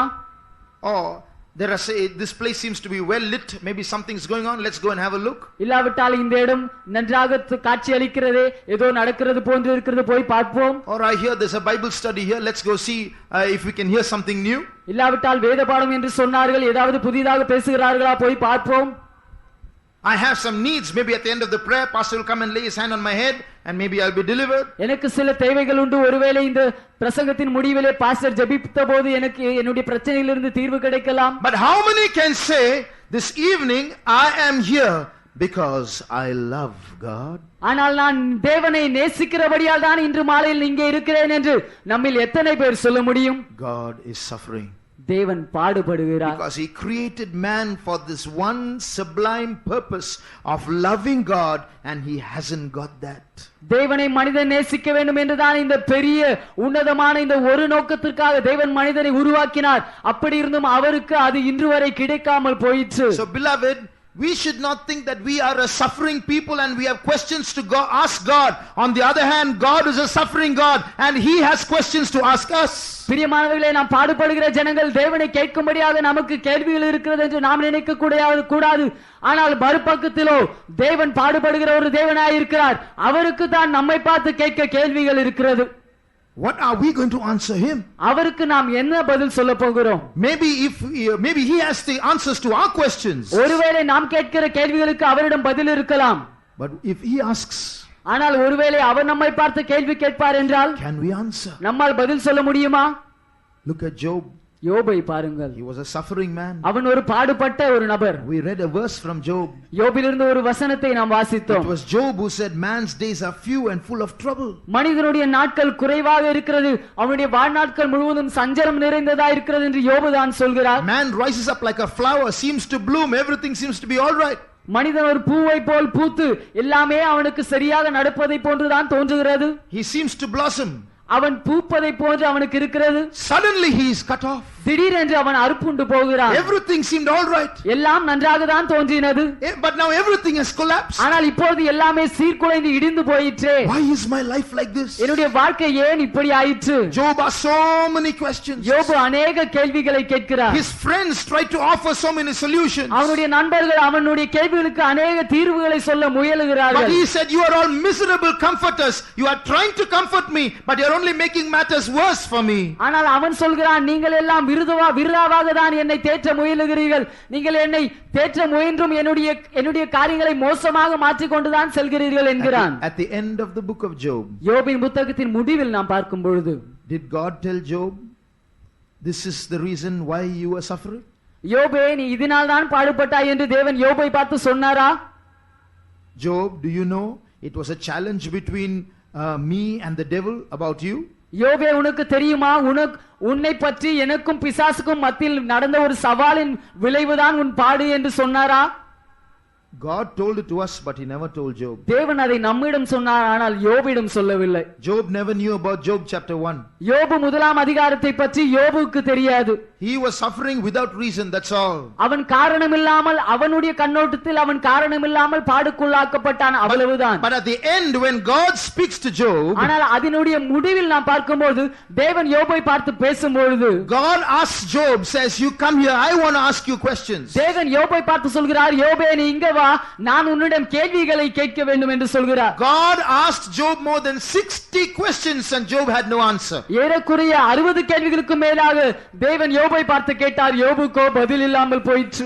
But he said, Lord, I have spoken as a man without understanding. ஆனால் இவன் சொல்கிறான், ஆண்டவரே, நான் அறிவில்லாதவனை போன்று புத்தியற்றவனை போன்று நான் பேசிவிட்டேன் என்று சொல்கிறான். So I repent in dust and ashes. அதனால் தூசியிலும் தூளிலும் சாம்பலிலும் நான் மனம் திரும்புகிறேன் என்று சொல்கிறான். Beloved, we are so ready to question God and blaspheme God. பிரியமானவர்களே, தேவனை கேள்வி கேட்கவும் தூஷிக்கவும் நாம் அதிக ஆயத்தமாய் இருக்கிறோம். But the actual truth is God has the answers and he has many questions to ask us which we will not answer, cannot answer. ஆனால் உண்மையான உண்மை என்னவென்றால், நாம் கேட்கும் கேள்விகளுக்கு அனைத்துக்கும் தேவனிடத்தில் பதில் உண்டு. தேவனால் நம்மிடத்தில் கேட்க அவரிடம் கேள்விகள் உண்டு. ஆனால் நம்மாலோ பதில் சொல்ல கூடாமல் போய்விடும். We are suffering because of our faults or perhaps Adam's faults. நாம் நம்முடைய தவறுகளின் நிமித்தமாக பாடுபடுகிறோம், இல்லாவிட்டால் ஒருவேளை ஆதாமினுடைய தவறுகளின் நிமித்தமாக பாடுபடுகிறோம். But God is suffering because of us. ஆனால் தேவனோ நம் நிமித்தமாக பாடுபடுகிறார். Because we are not doing what we are supposed to do. நாம் செய்ய வேண்டியதை செய்யாமல் இருக்கிறபடியால் அவர் நம் நிமித்தமாக பாடுபடுகிறார். We are not doing what we were made for. நாம் எதற்காக உருவாக்கப்பட்டோமோ சிருஷ்டிக்கப்பட்டோமோ அதை நாம் செய்யாமல் இருக்கிறபடியால் அவர் நமக்காக பாடுபடுகிறார். We were created, we are made to have a relationship with God. தேவனோடு கூட ஒரு உறவு ஐக்கியம் இருக்க வேண்டும் என்பதற்காகவே நாம் உருவாக்கப்பட்டோம். But it's not there. ஆனால் அது அங்கே இல்லை. Why are we here? நாம் ஏன் இங்கே இருக்கிறோம்? Lord, give me this. ஆண்டவரே எனக்கு இதை தாரும். Lord, I want healing. ஆண்டவரே எனக்கு சுகம் வேண்டும். Lord, I want to study this. ஆண்டவரே நான் இதை படிக்க வேண்டும். Lord, I want to go abroad. ஆண்டவரே நான் வெளிநாட்டுக்கு போக Lord, I வேண்டும். need some money to buy this land. ஆண்டவரே இந்த நிலம் வாங்க எனக்கு கொஞ்சம் பணம் வேண்டும். Lord, I need this, I need that, I need this, I need that. ஆண்டவரே எனக்கு இது வேண்டும், அது வேண்டும், இது வேண்டும், அது வேண்டும். How many mouths will say, Lord, I love you? ஆண்டவரே நான் உம்மை நேசிக்கிறேன் என்று எத்தனை வாய்கள் சொல்லும்? Have we ever said that? எப்பொழுதாவது நாம் இதை ஒருவேளையாவது சொல்லி இருக்கிறோமா? Poor God. ஆண்டவரே பாவப்பட்ட தேவன், He is suffering. Our பாடுபடுகிறார். He wants love and he doesn't have it. அவருக்கோ அன்பு தேவையா இருக்கிறது, அவருக்கு அது கிடைப்பதில்லை. That's the first observation. நாம் கவனிக்கிற முதலாவது காரியம் அதுதான். He is a suffering God. அவர் பாடுபடுகிற ஒரு தேவனாய் He இருக்கிறார். was the first to suffer. பாடுபட்ட முதலாவது நபர் அவரே. The second thing that we observe, நாம் இங்கே கவனிக்கிற இரண்டாவது காரியம், this world has become a prison for man to influence man to turn to God. இந்த உலகம் மனிதனுக்கு ஒரு சிறையாக மாறிவிட்டது. எப்படிப்பட்ட சிறை என்றால், மனிதன் தேவனை விட்டு திரும்பும்படியாக அவனை செய்யக்கூடிய விதத்தில் மாற்றுகிற ஒரு சிறையாக மாறிவிட்டது. Forget blaming Adam for this world of sufferings. இந்த உலகம் பாடுபடுகிறது என்பதற்காக ஆதாமை குறை சொல்வதை அதை நாம் மறந்து விடுவோம். There is a blessing in disguise there. அங்கே மறைமுகமாக ஒரு ஆசீர்வாதம் இருக்கிறது. This world of sufferings, பாடுபடுகிறான இந்த உலகம், this world of debts, கடன்கள் நிறைந்த இந்த உலகம், world of poverty, வறுமை நிறைந்ததான இந்த உலகம், this world of inequality, சமநிலை இல்லாத இந்த உலகம், this world of accidents, விபத்துகள் நேரிடுகிறதான இந்த உலகம், world of sickness, வியாதிகள் நிரம்பி இருக்கிறதான இந்த உலகம், world of injustice, அநீதி நிரம்பி இருக்கிறதான இந்த உலகம் has now emerged to be a prison for man to make man or influence man to turn towards God. இப்பொழுது இப்படிப்பட்ட உலகம் மனிதன் தேவன் அண்டையில் திரும்பக்கூடியவனாக மாற்றக்கூடிய விதத்தில் இந்த உலகம் மனிதனுக்கு மாறிவிட்டது. It has become a prison. அது ஒரு சிறையாக மாறிவிட்டது. God gave man a garden as a home. தேவன் மனிதனுக்கு வீடாக ஒரு தோட்டத்தை தந்தார். But like little children are punished ஆனால் சிறு பிள்ளைகள் தண்டிக்கப்படுவதைப் போல when they do wrong, அவர்கள் தவறு செய்யும் பொழுது, like criminals are punished when they do wrong, குற்றவாளிகள் தவறு செய்யும் பொழுது அவர்கள் தண்டிக்கப்படுவதைப் போல, man was sent from the home of his garden to a world of sufferings so that he might learn to come back to God. மனிதனும் தன்னுடைய தோட்டமாகிய வீட்டிலிருந்து பாடுகள் நிறைந்ததான ஒரு உலகத்திற்குள்ளாக அனுப்பப்பட்டான். அதன் மூலமாக தேவன் அண்டையில் அவன் திரும்பி வர கற்றுக்கொள்ளும்படியாக.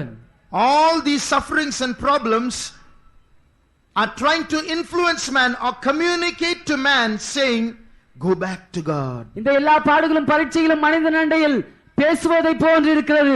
அது எதை பேசுகிறது என்றால், நீ தேவன் அண்டையில் திரும்பி போ. Today man is trying his best to solve his own problems. இன்று மனிதன் அவனுடைய பிரச்சனைகளை தீர்க்க தன்னால் முடிந்தவற்றை இயன்றவற்றை செய்கிறான். As many hospitals are coming up to try to solve the problem of sickness. வியாதியினுடைய பிரச்சனையை தீர்க்கும்படியாக அநேக மருத்துவமனைகள் எழும்புவதை போன்று. But sickness is getting worse. ஆனால் அப்படி இருந்தாலும் வியாதி மோசமாகி கொண்டே போகிறது. New sicknesses are emerging. புதிய புதிய வியாதிகள் உண்டாகிறது. And those few people who somehow try to get healed in the hospitals come back with the problem of debt. The bill is so high. அங்கே மருத்துவமனையிலே சுகத்தை பெற்று வர முயற்சி செய்து அவர்கள் தேறி வருகிற வெளியே வருகிறவர்கள் அவர்கள் வெளியே வந்து கடன் பிரச்சனை அதிகமாகி கடனை தீர்க்க முடியாமல் கஷ்டப்படுகிறார்கள். So one problem is solved, resulting in another. ஒரு பிரச்சனை தீர்வடைந்து மறு பிரச்சனையை உருவாக்கி விடுகிறது. We have a financial problem, we have someone who can lend us money, but it's going to lead to another problem. நமக்கு பண பிரச்சனை இருக்கிறது, நமக்கு கடன் கொடுக்க வேறொருவர் இருக்கிறார்கள், ஆனா அது வேறொரு புது பிரச்சனையை உருவாக்க போகிறது.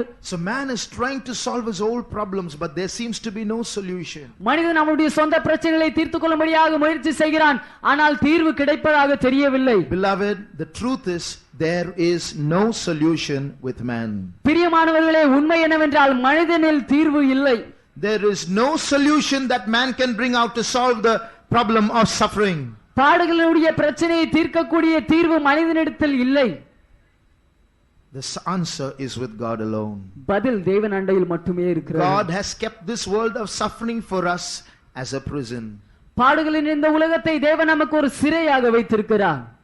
Why are criminals sent to prison? குற்றவாளிகளை ஏன் சிறைக்கு அனுப்புகிறார்கள்? There they are made to suffer. அங்கே அவர்கள் பாடுகளுக்கு உட்படுத்தப்படுகிறார்கள். They can't dress as they like. அவர்கள் விரும்பிய விதத்தில் உடை அணிய முடியாது. They have their prison uniforms. அவர்களுடைய சிறை உடை இருக்கிறது. They can't eat as they like. அவர்கள் விரும்பியவாறு உணவு அருந்த முடியாது. They have rationed food. அவர்களுக்கு சரியான ஒரு அளவிற்கு தான் ஆகாரம் தருவார்கள். They can't live as they like. அவர்கள் விரும்பியவாறு ஜீவிக்க முடியாது. They have work to do. அவர்களுக்கு செய்ய வேலை இருக்கிறது. They can't go where they like. அவர்கள் விரும்பிய இடங்களுக்கெல்லாம் போக முடியாது. They have high walls surrounding them. அவர்களை சுற்றி பெரிய உயரமான மதில் சுவர் இருக்கிறது. They can't sleep as they like. அவர்கள் விரும்பியவாறெல்லாம் தூங்க முடியாது. No pillows, no mats are given to them. They have to sleep on the floor. அவர்களுக்கு தலையணையோ மெத்தையோ தருவதில்லை. அவர்கள் தரையில் தான் தூங்க வேண்டும். Some bad criminals are given even worse punishment. They are not allowed to see other men. சில மோசமான குற்றவாளிகளுக்கு இன்னும் அதிக தண்டனை தரப்படுகிறது. மற்ற நபர்களையும் பார்க்கவும் அவர்களுக்கு அனுமதி இல்லை. Why are they punished? அவர்கள் ஏன் அப்படி தண்டனைக்குள்ளாக்கப்படுகிறார்கள்? Is it wrong to punish them or just to punish them? அவர்களை தண்டிப்பது சரியான காரியமா தவறான காரியமா? What if there was no prison? ஒருவேளை சிறையே இல்லாமல் இருந்திருந்தால் என்னவா இருக்கும்? There would be more murders than ever before. முன்பு எப்பொழுதும் இருந்ததை காட்டிலும் அதிக கொலைகள் சம்பவித்திருக்கும். There will be more sin than ever before. முன்பு எப்பொழுதும் இருந்ததை காட்டிலும் அதிக பாவம் பெருகி There will இருக்கும். be more thefts than ever before. முன்பு எப்பொழுதும் இருந்ததை காட்டிலும் அதிக திருட்டு நேரிட்டு இருக்கும். There will be no more insecurity than ever before. முன்பு எப்பொழுதும் இருந்ததை காட்டிலும் அதிக பாதுகாப்பு இல்லாமல் இருந்திருக்கும். So we human beings, we will say it is justice. It is just to put criminals into prison and lock them up. அதனாலே மனிதர்களாகிய நாம் என்ன சொல்லுவோம் என்றால் குற்றவாளிகளை சிறையில் வைத்து அடைப்பது சரியான காரியம்தான் என்று சொல்லுவோம். One is so that normal people may be secure from them. ஒரு காரியம் என்னவென்றால் பொது ஜனங்கள் மற்றவர்கள் அவர்களிடத்திலிருந்து பாதுகாப்பாக இருக்கும்படியாக அப்படி செய்கிறோம். The second is so that the criminals themselves might reform, come back to their senses and learn to do good. இரண்டாவது காரியம் குற்றவாளிகள் தானே தங்களை சரிப்படுத்திக் கொண்டு தங்களுடைய சுய புத்திக்கு வந்து நல்லதை நன்மையானவற்றை செய்ய கற்றுக்கொள்ளும்படியாக அப்படி செய்கிறோம். So also God has put man into this world of sufferings. அதே போன்றுதான் தேவன் மனிதனையும் பாடுகள் நிறைந்த இந்த உலகத்திற்குள்ளாக போட்டு இருக்கிறார். Where so many things happen outside of his will. அவருடைய சித்தத்துக்கு வெளியே இங்கே अनेक காரியங்கள் நடைபெறுகிறது. So many things happen contrary to his expectations. அவருடைய எதிர்பார்ப்புகளுக்கு விரோதமாக अनेक காரியங்கள் இங்கே நடைபெறுகிறது. Why? ஏன்? So that man might come back to his senses and start seeking God once again. மனிதனுடைய சுய புத்திக்கு மீண்டுமாக திரும்பி வந்து மீண்டுமாக அவன் தேவனை தேட ஆரம்பிக்கும்படியாகவே. But it's so sad. ஆனால் இது அதிக துக்கமான ஒரு காரியம். Despite this being a world of sufferings, இது ஒரு பாடுகள் நிறைந்த உலகமாக இருந்த போதிலும், despite this being such a terrible world, people would even want to die. இது ஒரு பயங்கரமான உலகமாக இருந்த போதிலும், இதில் மரிக்க வேண்டும் என்று ஜனங்கள் விரும்பக்கூடிய உலகமாக இது இருந்த போதிலும், in fact it is said that Tamil Nadu has the highest suicide rate per year in the world. உண்மையில் சொல்லப்படுகிற காரியம் என்னவென்றால் உலகத்தில் வருடத்தில் ஒரு முறை தமிழ்நாட்டில் தான் அதிக தற்கொலை செய்து கொள்கிறவர்கள் இருக்கிறார்கள். People choose rather to take away their own lives than try to turn to God. ஜனங்கள் தேவனாண்டையில் திரும்புவதை தெரிந்து கொள்வதை பார்க்கலாம் தங்களுடைய ஜீவனை மாய்த்துக் கொள்ளவே விரும்புகிறார்கள். Is suicide a solution for suffering? உங்களுடைய பிரச்சனைகளுக்கு தீர்வு தற்கொலை தானா? No. இல்லை. It's making the problem worse. பிரச்சனையை அதிகமாக மோசமாக மாற்றுவதுதான் தற்கொலை. I have dealt with people who are ready to commit suicide.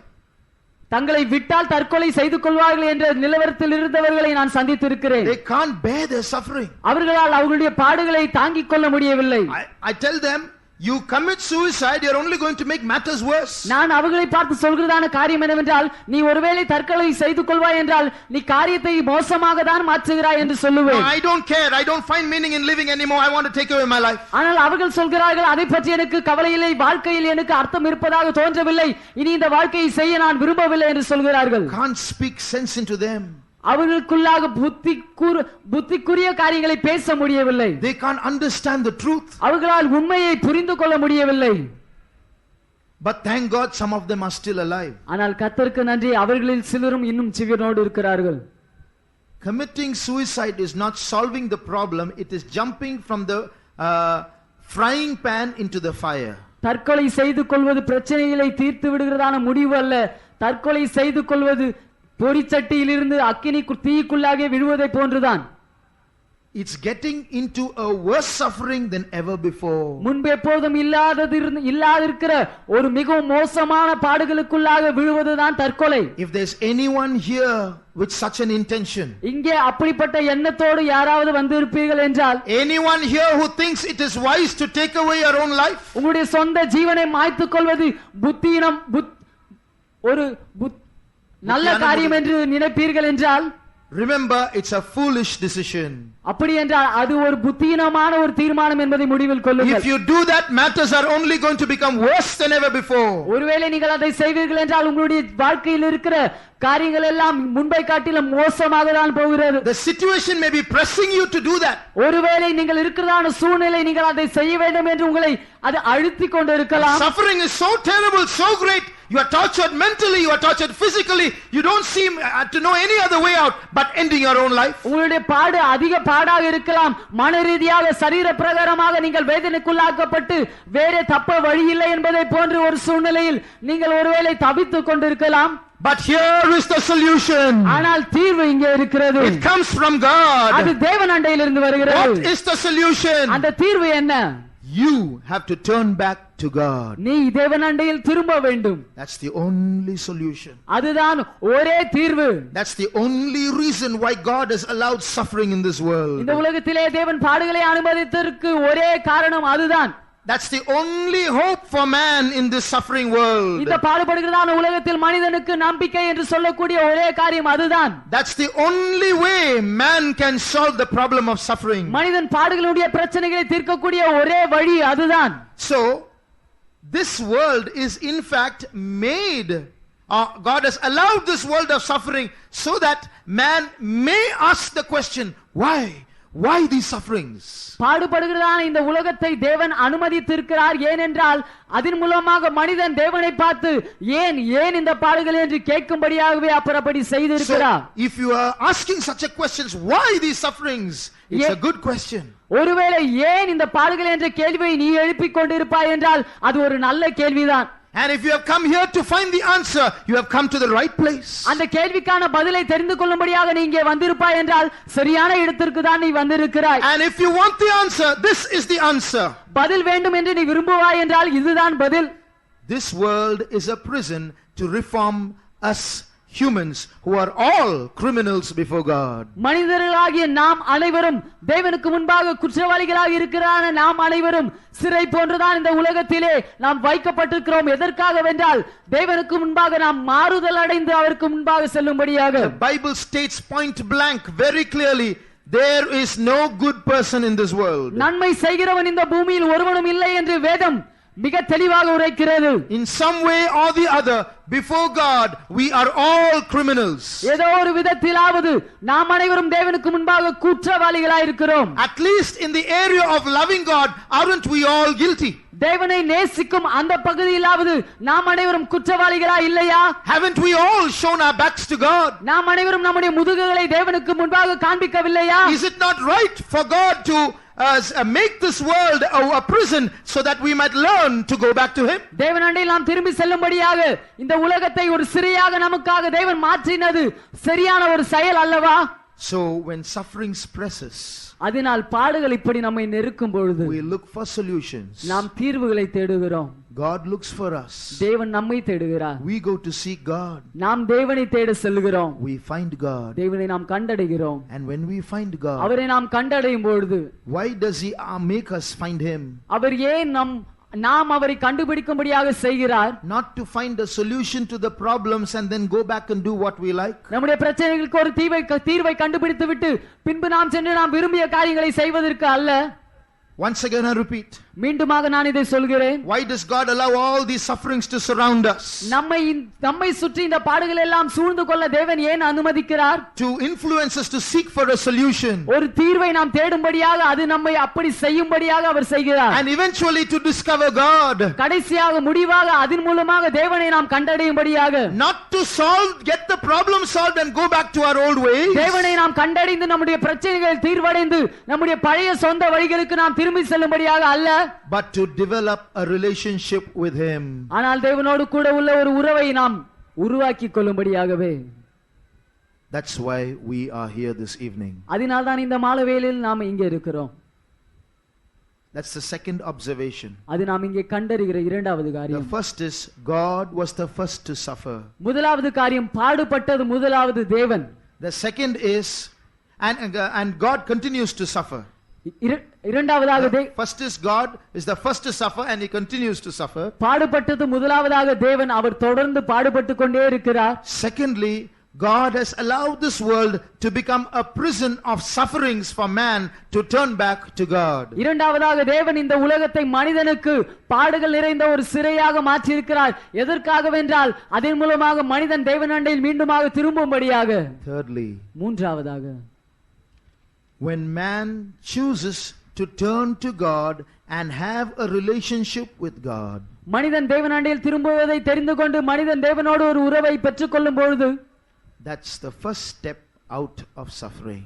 பாடுகளை விட்டு நாம் வெளியே கால் எடுத்து வைக்கிறோம் என்றால் அங்கேதான் கால் எடுத்து வைக்கிறோம். When man chooses to turn back to God and have a relationship with God, மனிதன் தேவன் அண்டையில் செல்லும்படியாக, தேவனை நேசிக்கும்படியாக தெரிந்து கொண்டு தேவனோடு உறவை வைக்காமல் தெரிந்து கொள்ளும் பொழுது, that's the first step out of suffering.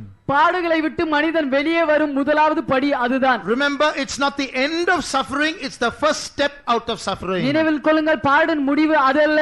பாடிலிருந்து நாம் வெளியே வர முதலாவது படி எடுத்து வைப்போம் என்றால் அதுதான். I'll repeat these points because they are very, very important to us. இவை மிகவும் மிகவும் நமக்கு முக்கியமாக இருக்கிறபடியால் இவற்றை நான் மீண்டுமாக சொல்கிறேன். Firstly, we think we are suffering, but actually God is suffering because of us. முதலாவதாக நாம் நினைக்கிறோம் நாம் தான் பாடுபடுகிறோம் என்று நினைக்கிறோம். ஆனால் அது அப்படி அல்ல. நம் நிமித்தமாக முதலாவது பாடுபடுவது தேவன் தான். Secondly, God has allowed this world of suffering so that man might turn back to God. இரண்டாவதாக பாடுகள் நிறைந்ததான் இந்த உலகத்தை தேவன் அனுமதித்து இருக்கிறார். அதன் மூலமாக மனிதன் தேவன் அண்டையில் மீண்டுமாக திரும்பும்படியாக. Thirdly, when man chooses to turn to God and have a relationship with him, மூன்றாவதாக மனிதன் தேவன் அண்டையில் திரும்பும்படியாக தெரிந்து கொண்டு தேவனோடு கூட ஒரு உறவை அவன் பெற்றுக்கொள்ளும் பொழுது, that's the first step for man out of suffering.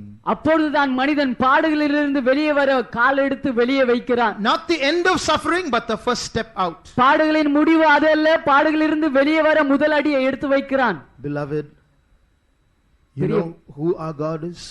பிரியமானவர்களே, நம்முடைய தேவன் யார் என்று உங்களுக்கு தெரியுமா?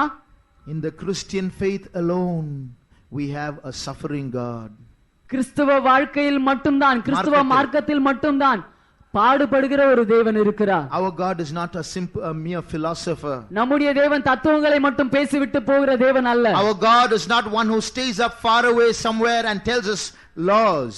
ஏதோ ஒரு தூரத்தில் தங்கிக் கொண்டு அங்கே இருந்து நமக்கு சட்டங்களை பிரமாணங்களை விதிக்கிற தேவன் நம் தேவன் அல்ல. He is not a God who punishes who rewards the good and punishes the evil. நன்மைக்கு பிரதிபலன் அளித்து தீமையை செய்கிறவர்களுக்கு தண்டனை அளிக்கிற தேவன் நம்முடைய தேவன் அல்ல. He is a God who is suffering. அவர் பாடுபடுகிற தேவன். He is suffering because of us. நம் நிமித்தமாக அவர் பாடுபடுகிறார். We are the guilty ones, we are the criminals, we are the traitors. நாம் தாம் குற்றவாளிகள், நாம் தாம் துரோகிகள். But still he loves us. அப்படி இருந்தாலும் அவர் நம்மை நேசிக்கிறார். Even today as we are, he loves us. இன்றும் நாம் இருக்கிற விதமாகவே அவர் நம்மை நேசிக்கிறார். Although we don't love him, he loves us. நாம் அவரை நேசிக்காவிட்டாலும் அவர் நம்மை நேசிக்கிறார். Although we are traitors, he loves us. நாம் துரோகிகளாய் இருந்தாலும் அவர் நம்மை We நேசிக்கிறார். have come to him not to love him, but only with our needs, but he still loves us. அவரை நேசிக்கும்படியாக நாம் இங்கே வரவில்லை, நம் தேவைகளோடு தான் நாம் இங்கே வந்திருக்கிறோம். அப்படி இருந்தாலும் அவர் நம்மை நேசிக்கிறார். We are not holy. நாம் பரிசுத்தவான்களாய் இல்லை, We are sinners. நம்மில் இன்னும் பாவம் இருக்கிறது. We are sinners. நாம் பாவிகளாய் இருக்கிறோம். He hates sin, அவர் பாவத்தை வெறுக்கிறார். but still he loves us. அப்படி இருந்தாலும் அவர் நம்மை நேசிக்கிறார். And it is that love that brought him down. அந்த அன்புதான் அவரை கீழே கொண்டு வந்தது. Man chose not to love God. மனிதன் தேவனை நேசிக்க வேண்டாம் என்பதை தெரிந்து கொண்டான். Man chose to walk out of God's presence. மனிதன் தேவனுடைய சமூகத்தை விட்டு வெளியே கடந்து செல்ல தெரிந்து கொண்டான். Even today in this world of sufferings, இன்றும் பாடுபடுகிறதான இந்த உலகத்திலே millions and millions are still not choosing God. கோடிக்கணக்கான ஜனங்கள் இன்றும் தேவனை தெரிந்து கொள்ளாமலே இருக்கிறார்கள். They are trying to live with their sufferings. அவர்கள் அவர்களுடைய பாடுகளோடே வாழ முயற்சி They செய்கிறார்கள். are trying to go to other human beings to get relief from their sufferings. அவர்களுடைய பாடுகள் பிரச்சனைகளிலிருந்து தீர்வை காண மற்ற மனிதர்களை தேடி செல்கிறார்கள். One man was walking along the road. ஒரு மனிதன் வீதியில் நடந்து சென்று கொண்டிருந்தான். His face showed that he was suffering. அவன் பாடுகளுக்குள்ளான ஒரு மனிதன் என்பதை அவன் முகம் காண்பித்தது. Some problem in his life. அவனுடைய வாழ்க்கையில் ஏதோ பிரச்சனை. A passerby looked at that man's face and felt sorry for him. அங்கே கடந்து சென்ற ஒரு வழிப்போக்கன் அவனை பார்த்து துக்கப்பட்டான் அவனுக்காக. Why are you sad? நீ ஏன் துக்கமாய் இருக்கிறாய்? He explained all his woes. அவனுடைய எல்லா பிரச்சனைகளையும் அவனுடைய எல்லா தோல்விகளையும் அவன் சொன்னான். The man said, you don't have to be sad, there's a circus nearby. அப்பொழுது அந்த மனுஷன் சொன்னான் இவனை பார்த்து, நீ துக்கப்பட வேண்டிய அவசியமில்லை, அருகில் ஒரு circus காண்பிக்கிறார்கள். There's a clown there, he'll make everyone laugh, you go there. அங்கே ஒருவன் இருக்கிறான், அவன் எல்லோரையும் சிரிக்க செய்வான். அங்கே ஒரு கோமாளி இருக்கிறான், எல்லோரையும் சிரிக்க செய்வான், நீ அங்கே போ என்றார். The man said, brother, I am that clown. அந்த மனுஷன் என்ன சொன்னான் தெரியுமா? சகோதரனே, நீ சொல்கிறதான கோமாளி நான் தான் என்று சொன்னான். He made everyone laugh, but he was suffering. அவன் எல்லோரையும் சிரிக்க செய்தான், ஆனால் அவனோ பாடுகளுக்குள்ளாக்கப்பட்டான். The doctors fall sick. வைத்தியர்கள் சுகவீனமாகிறார்கள். The problem solvers are committing suicide.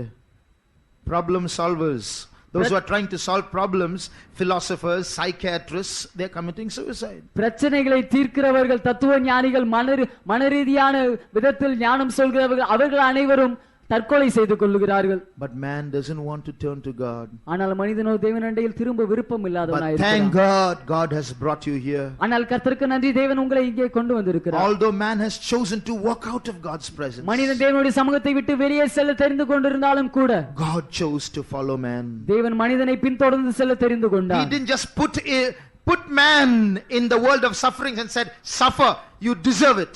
பாடுகள் இருந்ததான ஒரு உலகத்திலே மனிதன் அவர் போட்டுவிட்டு நீ பாடுபடு, அது தகுந்த ஒன்றுதான் உனக்கு என்று அவர் சொல்லவில்லை. Sit here and suffer till you get sense to come and love me again. இங்கே உட்கார்ந்து பாடுபடு, நீ புத்தி தெரிந்து என்னிடம் வந்து என்னை நேசிக்க கற்றுக்கொள்ளும் வரை இங்கே இருந்து பாடுபடு என்று அவர் சொல்லவில்லை. He, God, stepped into this world of sufferings. பாடுகள் இருந்ததான் இந்த உலகத்தில் தேவனாகிய அவர் கால் எடுத்து வைத்தார். He didn't stay there and watch us suffer. He came down into this world to suffer with us. பாடுபடுகிறதான நம்மை வேடிக்கை பார்ப்பதற்காக அவர் அங்கே மேலேயே தங்கிவிடவில்லை. அவர் நம்மோடு கூட சேர்ந்து பாடுபடும்படியாக கீழே இறங்கி வந்தார். He came down into this prison. இந்த சிறைக்குள்ளாக அவரும் இறங்கி வந்தார். He came down into this world of sufferings. பாடுகள் இருந்ததான இந்த உலகத்திற்குள்ளாக அவரும் இறங்கி வந்தார். So much he loved us. அவர் நம்மை அவ்வளவாக நேசித்தார். So much he loves us. அவ்வளவாக அவர் நம்மை நேசிக்கிறார். That he loved us so much he decided to suffer for us. அவர் நம்மை அவ்வளவாக நேசித்தபடியால் நமக்காக பாடுபட தெரிந்து கொண்டார். That's why he came following after us. அதனால் தான் அவர் நம்மை பின்தொடர்ந்து வந்தார். Even now he's following after you. இன்றும் அவர் உன்னை பின்தொடர்ந்து வருகிறார். That's why he has brought you here. அதனால் தான் அவர் உன்னை இங்கே கொண்டு வந்திருக்கிறார். He wants to lure you back to himself. மீண்டுமாக உன்னை அவரிடம் வசீகரிக்க அவர் He விரும்புகிறார். wants a relationship with him. அவரோடு கூட நீ ஒரு ஐக்கியத்தை, உறவை வைத்துக் கொள்ள வேண்டும் என்று அவர் விரும்புகிறார். Shall we all close our eyes? நாம் அனைவரும் நம்முடைய கண்களை மூடுவோமா? Whether we realize it or not, நாம் இதை உணர்கிறோமோ இல்லையோ, God is here. தேவன் இங்கே இருக்கிறார். Our creator is here. நம்மை சிருஷ்டித்தவர் இங்கே இருக்கிறார். Our lover is here. நம்மை நேசிக்கிறவர் இங்கே இருக்கிறார். He wants us. அவருக்கு நாம் தேவை. Maybe you feel you are not needed by anyone. ஒருவேளை என்னை யாரும் விரும்புவதில்லை, யாருக்கும் நான் அவசியமில்லை என்று நீ நினைக்கலாம். I don't even have the ability to survive. நான் பிழைப்பதற்குரிய திறமை உடையவனாய் இல்லை என்று நீ நினைக்கலாம். I am of no use to anyone. நான் யாருக்கும் எந்த பயனுக்கும் உரிய ஒரு நபர் அல்ல என்று நீ நினைக்கலாம். I am always doing the wrong things. எப்பொழுதும் தவறானவைகளையே நான் செய்கிறேன் என்று நீ நினைக்கலாம். But understand one truth, dear brother, dear sister. அருமையான சகோதரனே, சகோதரியே, ஒரு உண்மையை, சத்தியத்தை நீ விளங்கிக் கொள். With your mistakes, உன்னுடைய தவறுகளோடு, useless as you are, நீ இருக்கிற விதமாகவே பயனற்ற ஒருவனாக இருக்கிறாய். God loves you. அப்படி இருந்தாலும் தேவன் உன்னை நேசிக்கிறார். Jesus wants you. இயேசுவுக்கு நீ தேவை. That's why he stepped into this world of suffering, because he wants you, he wants me. அதனால் தான் பாடுபடுகிறதா இந்த உலகத்திலே அவருக்கு நீயும் நானும் தேவையா இருக்கிறபடியால் அவர் இறங்கி வந்தார். Do you want him? உனக்கு அவர் தேவையா? Do you want to have a relationship with him? அவரோடு கூட ஒரு உறவு வேண்டும் என்று நீ விரும்புகிறாயா? That will be the first step out of suffering. பாடுகளிலிருந்து நீ வெளியே காலெடுத்து வைத்து வர வேண்டும் என்றால் அதுதான் முதலாவது படியாக இருக்கும். The first step out of suffering. பாடுகளிலிருந்து நீ காலெடுத்து வெளியே வர முதலாவது படி அது. Dear brother, dear sister, there's only one solution. அருமையான சகோதரனே சகோதரியே, ஒரே தீர்வுதான் இருக்கிறது. There's only one way. ஒரே ஒரு வழிதான் இருக்கிறது. Turn back to God. தேவன் அண்டையில் நீ மீண்டுமாக திரும்பி வா. Your problems have driven you back to Him. உன்னுடைய பிரச்சனைகள் அவரை உன்னை அவர் அண்டையில் மீண்டுமாக கொண்டு சென்றிருக்கிறது. Your problems have called you to Him. உன்னுடைய பிரச்சனைகள் அவர் அண்டையில் உன்னை அழைத்திருக்கிறது. Not just to solve your problems. உன்னுடைய பிரச்சனைகளை தீர்ப்பதற்காக மட்டுமல்ல. Not just to find a way of escape. வெளியே நீ தப்பி செல்லும் ஒரு வழியை கண்டுபிடிக்குமாக மட்டுமல்ல. But so that you might find God. ஆனால் நீ தேவனை கண்டடையும்படியாக. Today you are going to find God. இன்று நீ தேவனை கண்டடைய போகிறாய். He's not just God. அவர் தேவன் மட்டுமல்ல. He is your bridegroom. அவர் உன்னுடைய மணவாளன். He's the one who made you. அவர் உன்னை சிருஷ்டித்தவர். He's looking for something. அவர் எதையோ ஒன்றை He எதிர்பார்க்கிறார். wants only one thing from you. உன்னிடத்திலிருந்து அவர் ஒன்றை மட்டும் தான் எதிர்பார்க்கிறார். Love. அன்பு. Will you come back to Him? நீ அவர் அண்டையில் திரும்ப வருவாயா? Shall we all close our eyes? நாம் அனைவரும் நம்முடைய கண்களை மூடுவோமா? This is the presence of God. இது தேவனுடைய சமூகம். God is in this place. தேவன் இந்த இடத்தில் இருக்கிறார். The God who suffered is here. பாடுபட்டதான தேவன் இங்கே இருக்கிறார். He's still suffering. அவர் இன்னும் பாடுபடுகிறார். Because He has no love. ஏனென்றால் அவருக்கு அன்பு இல்லாமல் இருக்கிறது. He's not getting love that He wants. அவர் விரும்புகிற அன்பை பெற்றுக் கொள்ளாமல் But இருக்கிறார். still He is here. அப்படி இருந்தாலும் அவர் இங்கே இருக்கிறார். You know why? ஏன் என்று தெரியுமா? Because He loves. ஏனென்றால் அவர் அன்பு கூறுகிறார். He loves you. He loves me. அவர் உன்னை நேசிக்கிறார், என்னை He நேசிக்கிறார். loves you. He loves me. Dirty as we are. நாம் இருக்கிற விதமாக அசுத்தவான்களாய் இருக்கிறோம். அப்படி இருந்தும் அவர் உன்னையும் என்னையும் He நேசிக்கிறார். loves you. He loves me. Sinners as we are. பாவிகளாக இருக்கிற உன்னையும் என்னையும் அவர் நேசிக்கிறார். You are suffering. நீ பாடுபடுகிறாய். He knows it. அவருக்கு அது தெரியும். He knows it. அவருக்கு அது தெரியும். And He's permitted it so that you might find Him, dear brother, dear sister. அருமையான சகோதரனே சகோதரியே, நீ அவரை கண்டடையும்படியாக அவரே அதை அனுமதித்தார். Thank God you came today. கர்த்தருக்கு நன்றி, நீ இன்று வந்திருக்கிறாய். You are going to find Him. நீ அவரை கண்டடைய போகிறாய். With our eyes closed, நம்முடைய கண்களை மூடி we are going to open our hearts in prayer. நம்முடைய இருதயங்களை ஜெபத்தில் நாம் திறக்க போகிறோம். We are going to turn back to நாம் God. தேவன் அண்டையில் திரும்ப போகிறோம். We are a group of runaways. நாம் தேவனை விட்டு ஓடி போகிற ஒரு கூட்டமா இருக்கிறோம். Now we are making a decision to turn back to Him. இப்பொழுது தேவன் அண்டையில் திரும்பபடியாக ஒரு தீர்மானத்தை நாம் செய்கிறோம். Stop running. ஓடுவதை நிறுத்து. Stop where you are. நீ இருக்கிறதான இடத்தில் தானே நில். Turn back. தேவன் அண்டையில் திரும்பு. Someone's knocking at your heart's door. உன்னுடைய இருதயத்தின் வாசலை யாரோ ஒருவர் தட்டுகிறார்கள். My child, I love you. என் பிள்ளையே, நான் உன்னை நேசிக்கிறேன். My child, will you come back to me? என் பிள்ளையே, நீ என் அண்டையில் திரும்ப வருவாயா? What are your sufferings telling you? உன்னுடைய பிரச்சனைகள் பாடுகளை உன்னிடம் என்ன சொல்கிறது? Go back to God. தேவன் அண்டையில் நீ திரும்ப போ. Go back to God. நீ தேவன் அண்டையில் திரும்ப போ. Go back to God. தேவன் அண்டையில் நீ திரும்ப போ. Talk to Him. அவர் அண்டையில் வா. Talk to Him. அவரிடத்திலே பேசு. Start a relationship with Him. அவரோடு கூட உள்ள உறவை நீ மீண்டுமாக புதுப்பித்துக் கொள். Shall we go back to Him? நாம் அவர் அண்டையில் திரும்ப செல்லுவோமா? Christian brothers and sisters, கிறிஸ்துவ சகோதரர்களே சகோதரிகளே, we may be believers. நாம் ஒருவேளை விசுவாசிகளாய் We may இருக்கலாம். be many years believers. ஒருவேளை அநேக வருட பழைய விசுவாசிகளாய் இருக்கலாம். We may be servants of God. ஒருவேளை நாம் தேவ ஊழியர்களாக But இருக்கலாம். there is one question that has to be answered. ஆனால் ஒரு கேள்விகளுக்கு நாம் பதில் அளிக்க வேண்டும். My child, do you love me? என் பிள்ளையே, நீ என்னை நேசிக்கிறாயா? Do you love me? என்னை நேசிக்கிறாயா? We may be members of the church. நாம் ஒருவேளை சபையின் அங்கத்தினர்களாக But இருக்கலாம். do we love Him? ஆனால் நாம் அவரை நேசிக்கிறோமா? Beloved, we are doing so many things by tradition. பிரியமானவர்களே, பாரம்பரியத்தின் பேரில் நாம் அநேக காரியங்களை செய்கிறோம். We are doing so many things by habit. அநேக காரியங்களை பழக்கத்தின் பேரில் நாம் செய்கிறோம். It's very sad. இது அதிக துக்கமான காரியம். Even amongst Christians, that love has gone. கிறிஸ்தவர்கள் மத்தியில்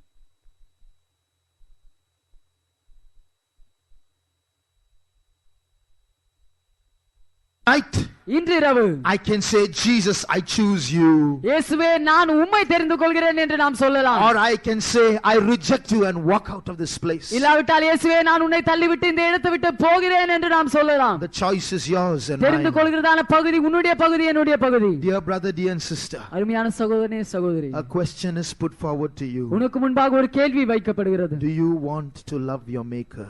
உன்னை சிருஷ்டித்தவரை நீ நேசிக்க விரும்புகிறாயா? That's the only way out of suffering. பாடுகளிலிருந்து நீ வெளியே வர விரும்புகிறாயா? ஒரே வழி இதுதான். Do you want to have a relationship with Jesus? இயேசுவோடு கூட ஒரு உறவை ஐக்கியத்தை வைத்துக் கொள்ள நீ விரும்புகிறாயா? That's the first step out of suffering. பாடுகளிலிருந்து நீ வெளியே வர அதுதான் முதல் வழி. If you want to be with Jesus, இயேசுவோடு கூட இருக்கும்படியாக நீ விரும்புவாய் என்றால், if you want to renew your relationship with Jesus, இயேசுவோடு கூட நீ வைத்திருக்கிற உறவை நீ புதுப்பித்துக் கொள்ள விரும்புவாய் you என்றால், may have come here newly, ஒருவேளை நீ இங்கே புதிதாக வந்திருக்கலாம், you may be a member of the church, ஒருவேளை நீ சபையின் அங்கத்தினவனாக or இருக்கலாம், we may be servants of God, ஒருவேளை நாம் தெய்வ ஊழியர்களாக இருக்கலாம், but maybe love has gone out. ஒருவேளை ஆனால் அன்பு வெளியே போயிருக்கலாம், Maybe we are just doing things traditionally, ஒருவேளை பாரம்பரியத்தின் பேரில் காரியங்களை நாம் செய்து we are doing things கொண்டிருக்கலாம், habitually. ஒருவேளை பழக்கத்தின் பேரில் நாம் காரியங்களை செய்து கொண்டிருக்கலாம். Lord, I realize my state. ஆண்டவரே, நிலவரத்தை நான் உணர்கிறேன். I want to come back to you, உம்முடைய Lord. நான் திரும்பி வர விரும்புகிறேன் ஆண்டவரே. Only such people stand up. அப்படிப்பட்டவர்கள் மட்டும், அப்படி சொல்கிறவர்கள் எழும்பி நில்லுங்கள். Only such people who want to renew their relationship with God, please stand up. தேவனோடு கூட உள்ள என்னுடைய உறவை நான் புதுப்பித்துக் கொள்ள விரும்புகிறேன் என்று சொல்கிறவர்கள் மட்டும் எழும்பி நில்லுங்கள். Our lover Jesus is in our midst. நம்மை நேசிக்கிற நம்முடைய காதலன் இயேசு நம்மத்தில் இருக்கிறார். He is waiting for lovers. அவர் தன்னை நேசிக்கிறவர்களுக்காக காத்திருக்கிறார். Yes, people are standing up. சிலர் எழும்பி நிற்கிறார்கள். People who want a relationship with God are standing up. தேவனோடு கூட தங்களுடைய உறவை வைத்துக் கொள்ள விரும்புகிறவர்கள் எழும்பி நிற்கிறார்கள். Suffering people are standing up. பாடுபடுகிறதான ஜனங்கள் எழும்பி நிற்கிறார்கள். We have realized the way out. தப்பி செல்லும் வழியை நாம் கண்டுபிடித்திருக்கிறோம். God has given us a solution. தேவன் நமக்கு ஒரு தீர்வை தந்திருக்கிறார். Turn back to God. தேவன் அண்டையில் திரும்புங்கள். Jesus, I want you. இயேசுவே, எனக்கு நீர் வேண்டும். Jesus, I want you. இயேசுவே, எனக்கு நீர் வேண்டும். Such people who are standing up. அப்படி சொல்லி எழும்பி நிற்கிறவர்கள், Shall we all start praying? நாம் அனைவரும் ஜெபிக்க Shall ஆரம்பிப்போமா? we open our hearts to God? நாம் அனைவரும் நம்முடைய இருதயங்களை தேவனுக்கு திருப்புவோம். Jesus, till today I've been running away from you. இயேசு அண்டையில் நம்முடைய இருதயத்தை திறந்து கொடுத்து, இயேசுவே, இன்று வரை நான் உம்மை விட்டு ஓடிக்கொண்டிருந்தேன் என்று சொல்லுவோமா? I've been running here and there for solutions. தீர்வுகளை தேடி நான் இங்கும் அங்குமாக ஓடிக்கொண்டிருந்தேன். But now I come back to you. ஆனால் இப்போது உம் அண்டையில் நான் திரும்பி வருகிறேன் ஆண்டவரே. I realize you are the only solution, oh எனக்கு God. தீர்வை தரக்கூடியவர் நீர் மட்டும்தான் என்பதை நான் உணர்கிறேன் ஆண்டவரே. Please have mercy on me. தயவு செய்து என் மீது இரக்கமாயிரும். I want to come back to நான் you. உம் அண்டையில் திரும்பி வர விரும்புகிறேன் ஆண்டவரே. All those who are standing up, அப்படி சொல்லி எழும்பி நிற்கிற அனைவரும் please start this prayer. தயவு செய்து இந்த ஜெபத்தை சொல்ல Start ஆரம்பியுங்கள். praying to God. தேவனண்டையில் ஜெபிக்க ஆரம்பியுங்கள். Let's open our hearts to நம்முடைய God. இருதயங்களை தேவனண்டையில் நாம் திறந்து கொடுப்போம். This evening I realize I have gone far away from இந்த God. மாலையில் நான் தேவனை விட்டு அதிக தொலைவில் போயிருக்கிறதை உணர்கிறேன். So many ways I have stopped loving Him. அநேக வழிகளில் நான் அவரை நேசிப்பதை நிறுத்திவிட்டேன். Jesus, I want to love you. ஆனால் இயேசுவே, நான் உம்மை நேசிக்க But விரும்புகிறேன். Jesus, I want to come back to you. இயேசுவே, உம்மண்டையில் நான் திரும்பி வர I விரும்புகிறேன். want to start a new relationship with you, உம்மோடு Lord. கூட இருக்கிறதான உறவை புதுப்பித்துக் கொள்ள விரும்புகிறேன் Jesus, ஆண்டவரே. I want to come back to you, Lord. இயேசுவே, நான் உம்மண்டையில் திரும்பி வர விரும்புகிறேன் ஆண்டவரே. Shall we start praying? நாம் ஜெபிக்க Shall we ஆரம்பிப்போமா? start praying? நாம் ஜெபிக்க ஆரம்பிப்போமா? Jesus is listening to us. இயேசு நம்மை செவி கொடுக்கிறார். His ears are watching us. அவருடைய காதுகள் நமக்கு திறந்து இருக்கிறது. His heart is rejoicing. அவருடைய இருதயம் களி கூறுகிறது. In a world of people running away from Him, தம்மை விட்டு ஓடிக்கொண்டிருக்கிறதான உலகத்திலே here are some people turning back. இங்கே சிலர் திரும்புகிறார்கள். Here are some people turning back. இங்கே சிலர் திரும்புகிறார்கள். A new relationship is started. ஒரு புதிய உறவு ஆரம்பமாயிற்று. God is giving us a solution to our sufferings. நம்முடைய பாடுகளுக்கு தேவன் ஒரு தீர்வை தருகிறார். Jesus, have mercy, Lord. Jesus, have mercy, Lord. We want to come back to you, Jesus. Thank you, Lord. Jesus, Jesus. Thank you, Jesus. Praise you, Jesus. Praise you, Jesus. As you all keep praying, நீங்கள் அனைவரும் ஜெபித்துக் கொண்டே இருக்கும் பொழுது keep on praying to Jesus. நீங்கள் இயேசுவிடம் ஜெபித்துக் கொண்டே இருங்கள். Turn back to Him. அவரிடத்திலே திரும்புங்கள். We will sing a stanza of a song. நாங்கள் ஒரு பாடலினுடைய ஒரு சரணத்தை பாடுகிறோம். We will sing it slowly. நாங்கள் அதை மெதுவாக பாடுகிறோம். No rhythm. நாம் எந்த விதமான தாளங்களும் வாசிக்க போவதில்லை. We servants of God will sing. தேவ ஊழியர்களாகி நாங்கள் பாட போகிறோம். You all keep praying. நீங்கள் ஜெபித்துக் கொண்டே இருங்கள். Keep on turning back to Jesus. நீங்கள் இயேசுவிடம் திரும்பிக் கொண்டே இருங்கள். Let's establish a new relationship with Jesus. இயேசுவோடு ஒரு புதிய உறவை நாம் ஸ்தாபித்துக் கொள்வோம். Jesus is walking in our midst. இயேசு நம்மத்தில் கடந்து செல்கிறார். He is here, right here. அவர் இங்கே நம்ம மத்தியில் இருக்கிறார். Jesus loves you. இயேசு உன்னை நேசிக்கிறார். Do you love Him? நீ அவரை நேசிக்கிறாயா? Then turn to Him. அப்படி என்றால் அவரண்டையில் திரும்பு. Dear brother, turn to Him. அருமையான சகோதரனே, அவரண்டையில் திரும்பு. Dear sister, turn to Him. அருமையான சகோதரியே, அவரண்டையில் திரும்பு. அலைந்தேன் பல நாள் உம்மையோ மரியா மறந்தே திரிந்த துரோகியே அலைந்தேன் பல நாள் உம்மையோ மரியா மறந்தே திரிந்த துரோகியே அன்னை தீரன்பாலே என்னையும் அன்னை தீரன்பாலே அன்னை தீரன்பாலே மன்னியும் ஆண்டவரே என்னையும் அன்னை தீரன்பாலே அலைந்தே பல நாள் உம்மையும் மசி ஆண்டவரே எங்களை மன்னியும் ஆண்டவரே உங்களுக்கு திரும்ப விரும்புகிறோம் அப்பா அப்பா உம்மை விட்டு ஓடினதை மன்னியும் ஆண்டவரே மறந்தே திரிந்த அன்னை தீரன்பாலே என்னையும் அன்னை தீரன்பாலே அன்னை தீரன்பாலே என்னையும் அன்னை தீரன்பாலே. You know how God loves us. தேவன் நம்மை எப்படி நேசிக்கிறார் என்று நமக்கு தெரியும். You know how much He loves us. அவர் எவ்வளவுக்கு அதிகமாக நம்மை நேசிக்கிறார் என்று நமக்கு தெரியும். Thank God for these sufferings. இந்த பாடுகளுக்கு தேவனுக்கு நன்றி. Because if these sufferings were not there, ஏனென்றால் ஒருவேளை இந்த பாடுகள் இல்லாமல் இருந்திருக்கும் என்றால் we may not have come here. ஒருவேளை நாம் இங்கே வராமல் இருந்திருப்போம். There would have been no relationship between God and us. தேவனுக்கும் நமக்கும் மத்தியில் ஒரு உறவு இல்லாமல் இருந்திருக்கும். But thank God for these sufferings. ஆனால் தேவன் நமக்கு தான் இந்த பாடுகளுக்காக அவருக்கு நன்றி. Today we have found God. இன்று நாம் தேவனை கண்டுபிடித்திருக்கிறோம். Today a new relationship has begun. இன்று ஒரு புதிய உறவு வளர்ந்திருக்கிறது.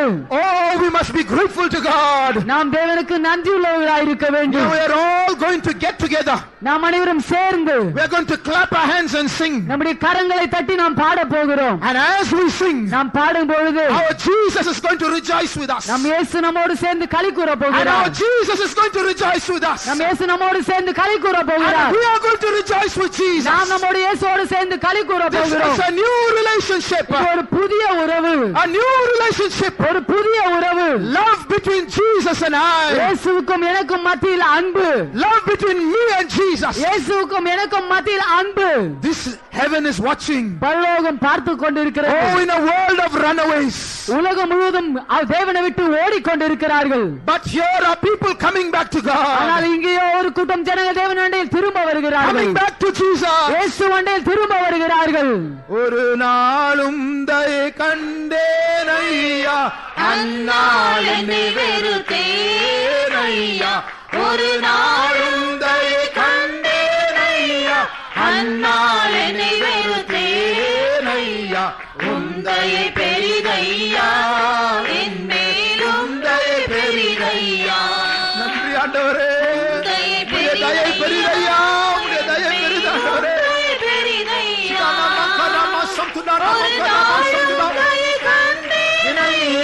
அந்நாள் என்னை வெறுத்தேன் ஐயா, ஒரு நாளும் தயை கண்டேன் ஐயா.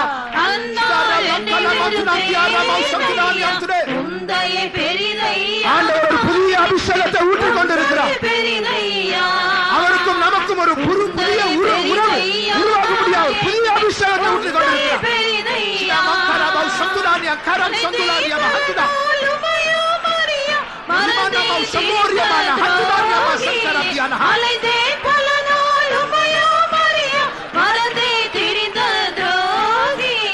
அன்னை தீரன்பாலே என்னையும் அன்னை தீரன்பாலே என்னையும் அன்னை தீரன்பாலே அன்னை தீரன்பாலே என்னையும் அன்னை தீரன்பாலே அன்னை தீரன்பாலே அன்னை தீரன்பாலே என்னையும் அன்னை தீரன்பாலே Rama Sadari Ama Sandolo Hori Behantwala Thank you, Jesus. Zamananda Sandara Bahurya Masankura Mahantia. Shimana Mauramanam Tudankia Rabau Samduda. Thank you, Jesus. We thank you, Jesus. We praise you, Lord. Ramambiola Masangurabani Amtuda Rabau Samtude. God is really in this place. தேவன் உண்மையில் இந்த இடத்தில் இருக்கிறார். God is really in this place. தேவன் உண்மையில் இந்த இடத்தில் இருக்கிறார். God is really in this place. தேவன் உண்மையில் இந்த இடத்தில் இருக்கிறார். God is really in this place. தேவன் உண்மையில் இந்த இடத்தில் இருக்கிறார். God is really in this place. தேவன் உண்மையில் இந்த இடத்தில் இருக்கிறார். Jesus.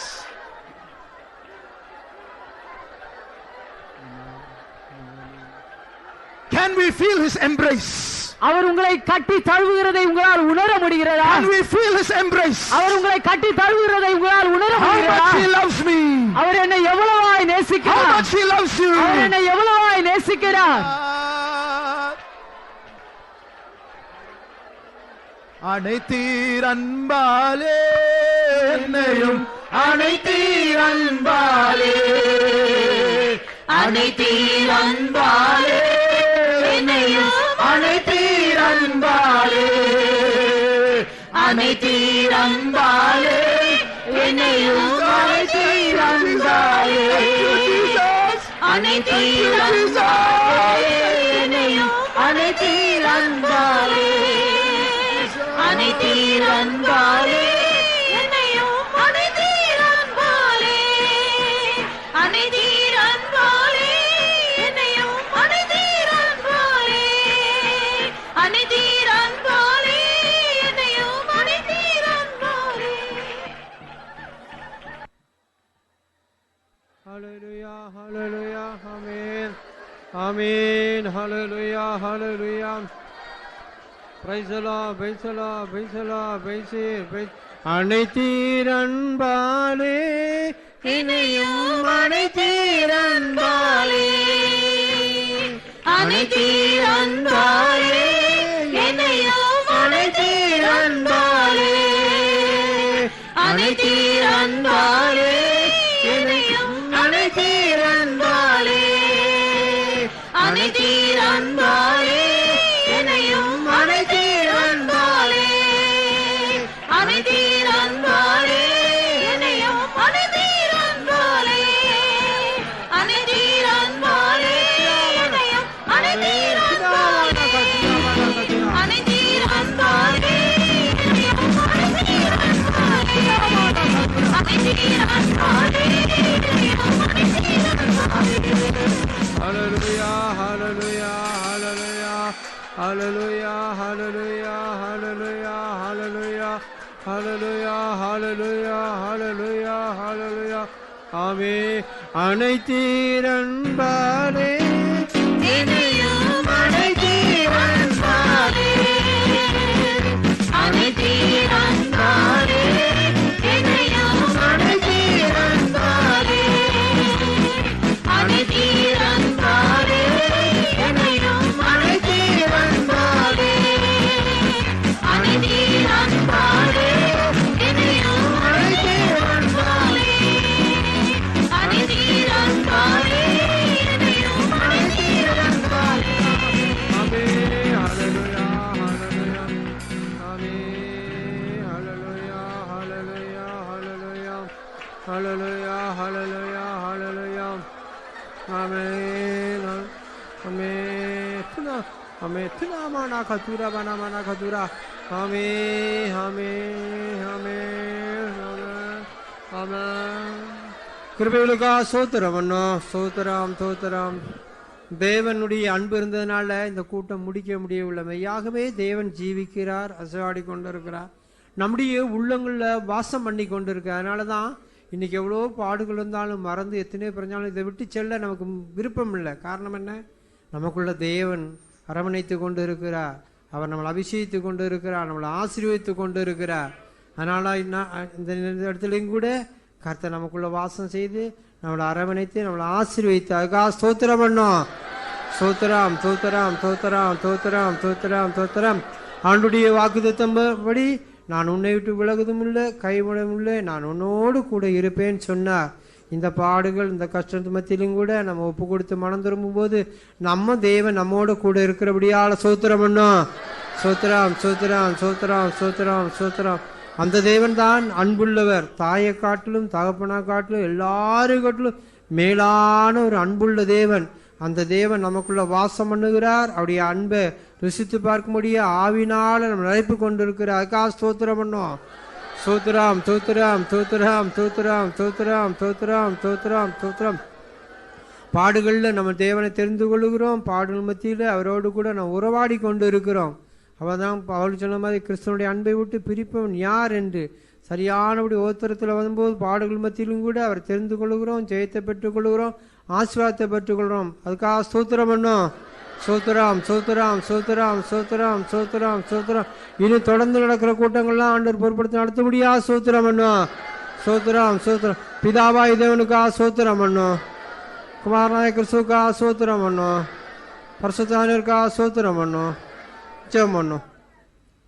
நேசிக்கிற பரமபிதாவே, இந்த அருமையான நேரத்தை எங்களை தந்தீரற்கார் நன்றியோடு ஸ்தோத்திரம். இந்த தேசத்தை நேசித்து எங்களை நேசித்து இப்படிப்பட்ட விஷயத்தை வேடபாட கூட்டத்தை எங்களுக்கு ஆயத்தப்படுத்த அந்த தயவுக்கார் நன்றியோடு ஸ்தோத்திரம். இந்த முதலாம் நாளிலும் இது எங்களோடு பேசி இடைப்பட்ட வார்த்தைகளுக்கார் நன்றியோடு ஸ்தோத்திரம். யோபிடதான பக்தன் அந்த நாட்கள் சொன்னது போல சிறியிடத்தில் பிறந்த மனுஷனுடைய வாழ்நாள் குறுகினதும் சஞ்சலம் நிறைந்ததாக இருக்கிறது. பூவை போல் முதிர்ந்து அவன் கடந்து போகிறான் என்று இந்த மாலை நேரத்திலே நீர் எங்களோடு பேசினீர். இன்றைக்கு மனுஷனுடைய வாழ்க்கை எப்படிப்பட்டதாக இருக்கிறது, அவன் ஜீவித்து போன பின்பாக அவன் எங்கே செல்கிறான் என்பதை குறித்து தெள்ளந்தெளிவாக நீர் எங்களோடு பேசின வார்த்தைகளுக்காக நன்றியோடு ஸ்தோத்திரம். ஏன் இந்த பாடுகள், ஏன் இந்த கஷ்டங்கள், ஏன் இந்த நெருக்கங்கள் என்று நாங்கள் கேள்வி கேட்பதல்ல. ஆண்டவராகிய இயேசு அந்த பாடுகள் வழியாக, அந்த நெருக்கங்கள் வழியாக, உபத்திரவத்தின் வழியாக கடந்து சென்றது நிமித்தமாக இன்று வந்ததான ஒவ்வொருடைய பாடுகள் மத்தியிலும் உம்மை நேசிக்க, உம்மில் அன்பு கூற, உம்பக்கமாய் மனம் திரும்ப நீர் எங்களுக்கு பேசின வார்த்தைகளுக்காக நன்றியோடு ஸ்தோத்திரம். கேள்வியோடும் வந்ததான ஜனத்தின் மத்தியில் இடைப்பட்ட தயவுக்காக நன்றியோடு ஸ்தோத்திரம். சஞ்சலங்கள், பிரச்சனைகள், தீர்வுகள் காணப்பட முடியாது அந்த பாடுகள் வழியாக தேவனை தெரிந்து கொள்ளவும், அந்த நிர்பந்தமான நிலவரத்திலிருந்து மாற்றப்பட முடியாது கர்த்தரை அண்டிக் கொள்ளவும் நீர் உதவி செய்த தயவுக்காக நன்றியோடு ஸ்தோத்திரம். இக்கால பாடுகள் இனிவரும் மகிமைக்கு ஒப்பிடத்தக்கவை அல்ல என்று நிருபக்கார் சொல்லுது போல பெறப்போகிறதான மகிமை பெரிதான மகிமையாக, பெரிதான ஆசீர்வாதம் நிறைந்ததாக அந்த நித்திய வாசஸ்தலத்தை சுதந்திரத்துக் கொள்ள, அந்த நித்திய ஜீவனை சுதந்திரத்துக் கொள்ள எங்களை பாடுகிறபடியாக நெருக்கினபடியாக கடந்து சென்றாலும் கல்வாரி அன்பை ருசி பார்க்க இந்த மாலை நேரத்தில் எங்களோடு பேசுகிற வார்த்தைகளுக்காக நன்றியோடு ஸ்தோத்திரம். அந்த கல்வாரின் பாடுகளை ஒவ்வொரு நாளும் தியானித்து உமக்கள் மகிழ்ந்து கடிகூரடி உதவி செய்தாவே. நிர்பந்தமான மனுஷன் தான் இந்த பாவ சரீரத்திலிருந்து யார் என்னை விடுதலையாக்குவார் கேள்வியோடு வந்தனார். மனுஷனுக்கு நீங்களோடு பேசுறதுக்காக நன்றியோடு ஸ்தோத்திரம். அந்த நிர்பந்தமான நிலவரங்கள் எல்லாம் மாற்றப்பட்டு பாடுகளொழியாக சந்தோஷப்பட்டு மகிழ்ந்து கழிக்கூற நீர் இன்னும் ஏராளமான கிருபைகளை தருபடியாக செஞ்சிருந்தாவே. உலகத்தில் உபத்திரம் உண்டு, தினம் கொள்ளுங்கள், நான் உலகத்தை ஜெயித்தேன் சொன்ன பிரகாரமாக எல்லாவற்றையும் ஜெயத்தை பெற்றுக்கொள்ள நீர் உதவி செய்யும்படியாக கெஞ்சிறோம். மாம்சத்தில் பாடுபடுகிறவன் பாவத்தை விட்டு ஓய்ந்திருப்பான் என்று சொன்ன பிரகாரமாக உண்மையாக நம் ஆன நேரத்திலே பாவத்தின் அடிமைத்தனத்தில் ஜீவித்ததான ஒவ்வொரு நீ பேசின வார்த்தைகளுக்காக ஸ்தோத்திரம். தங்கள் பாவ ஜீவித்தில் விடுதலையாக்கப்பட்டு இந்த மாலை நேரத்தில் கர்த்தருடைய பக்கமாக திரும்பத்தக்கதா நீ கிரியை செய்த தயவுக்காக நன்றியோடு ஸ்தோத்திரங்கள் தாவே. பாவ ஜீவித்தில் விடுதலையாக்கப்பட்டு பரிசுத்த ஜீவித்தை செய்வோம், கர்த்தருக்கு பிரியமான ஒரு ஜீவியை செய்வோம், கர்த்தரை மாத்திரம் அண்டிக் கொண்டு இந்த வாழ்க்கையில் ஓடி முடிக்க நீர் உதவி செய்யும்படியாக செஞ்சிடும். ஒவ்வொரு பிரச்சனையோடு வந்ததான ஒவ்வொருக்கு கேள்விக்கு நீ பதிலளித்த தயவுக்காக நன்றியோடு ஸ்தோத்திரம். வியாதியோடும் பெல்விடத்தோடு வந்ததான ஒவ்வொருக்கு விடுதலை அளித்த தயவுக்காக நன்றியோடு ஸ்தோத்திரம். கூட்டத்தின் ஒவ்வொரு பகுதியை ராவிக்குள்ளாக்கி தந்த தயவுக்காக நன்றியோடு ஸ்தோத்திரம். தொடர்ந்து ஒவ்வொரு நாள் நடக்கிற கூட்டங்களை நீர் ஆசீர்வதியும். உடைய கல்வாரின் அன்பை ருசி பார்க்க ஒவ்வொரு ஏராளமான கிருபையால் வருகை காயத்தப்படுத்தும். இயேசுவின் நாமத்தில் கேட்கிறோம் பிதா.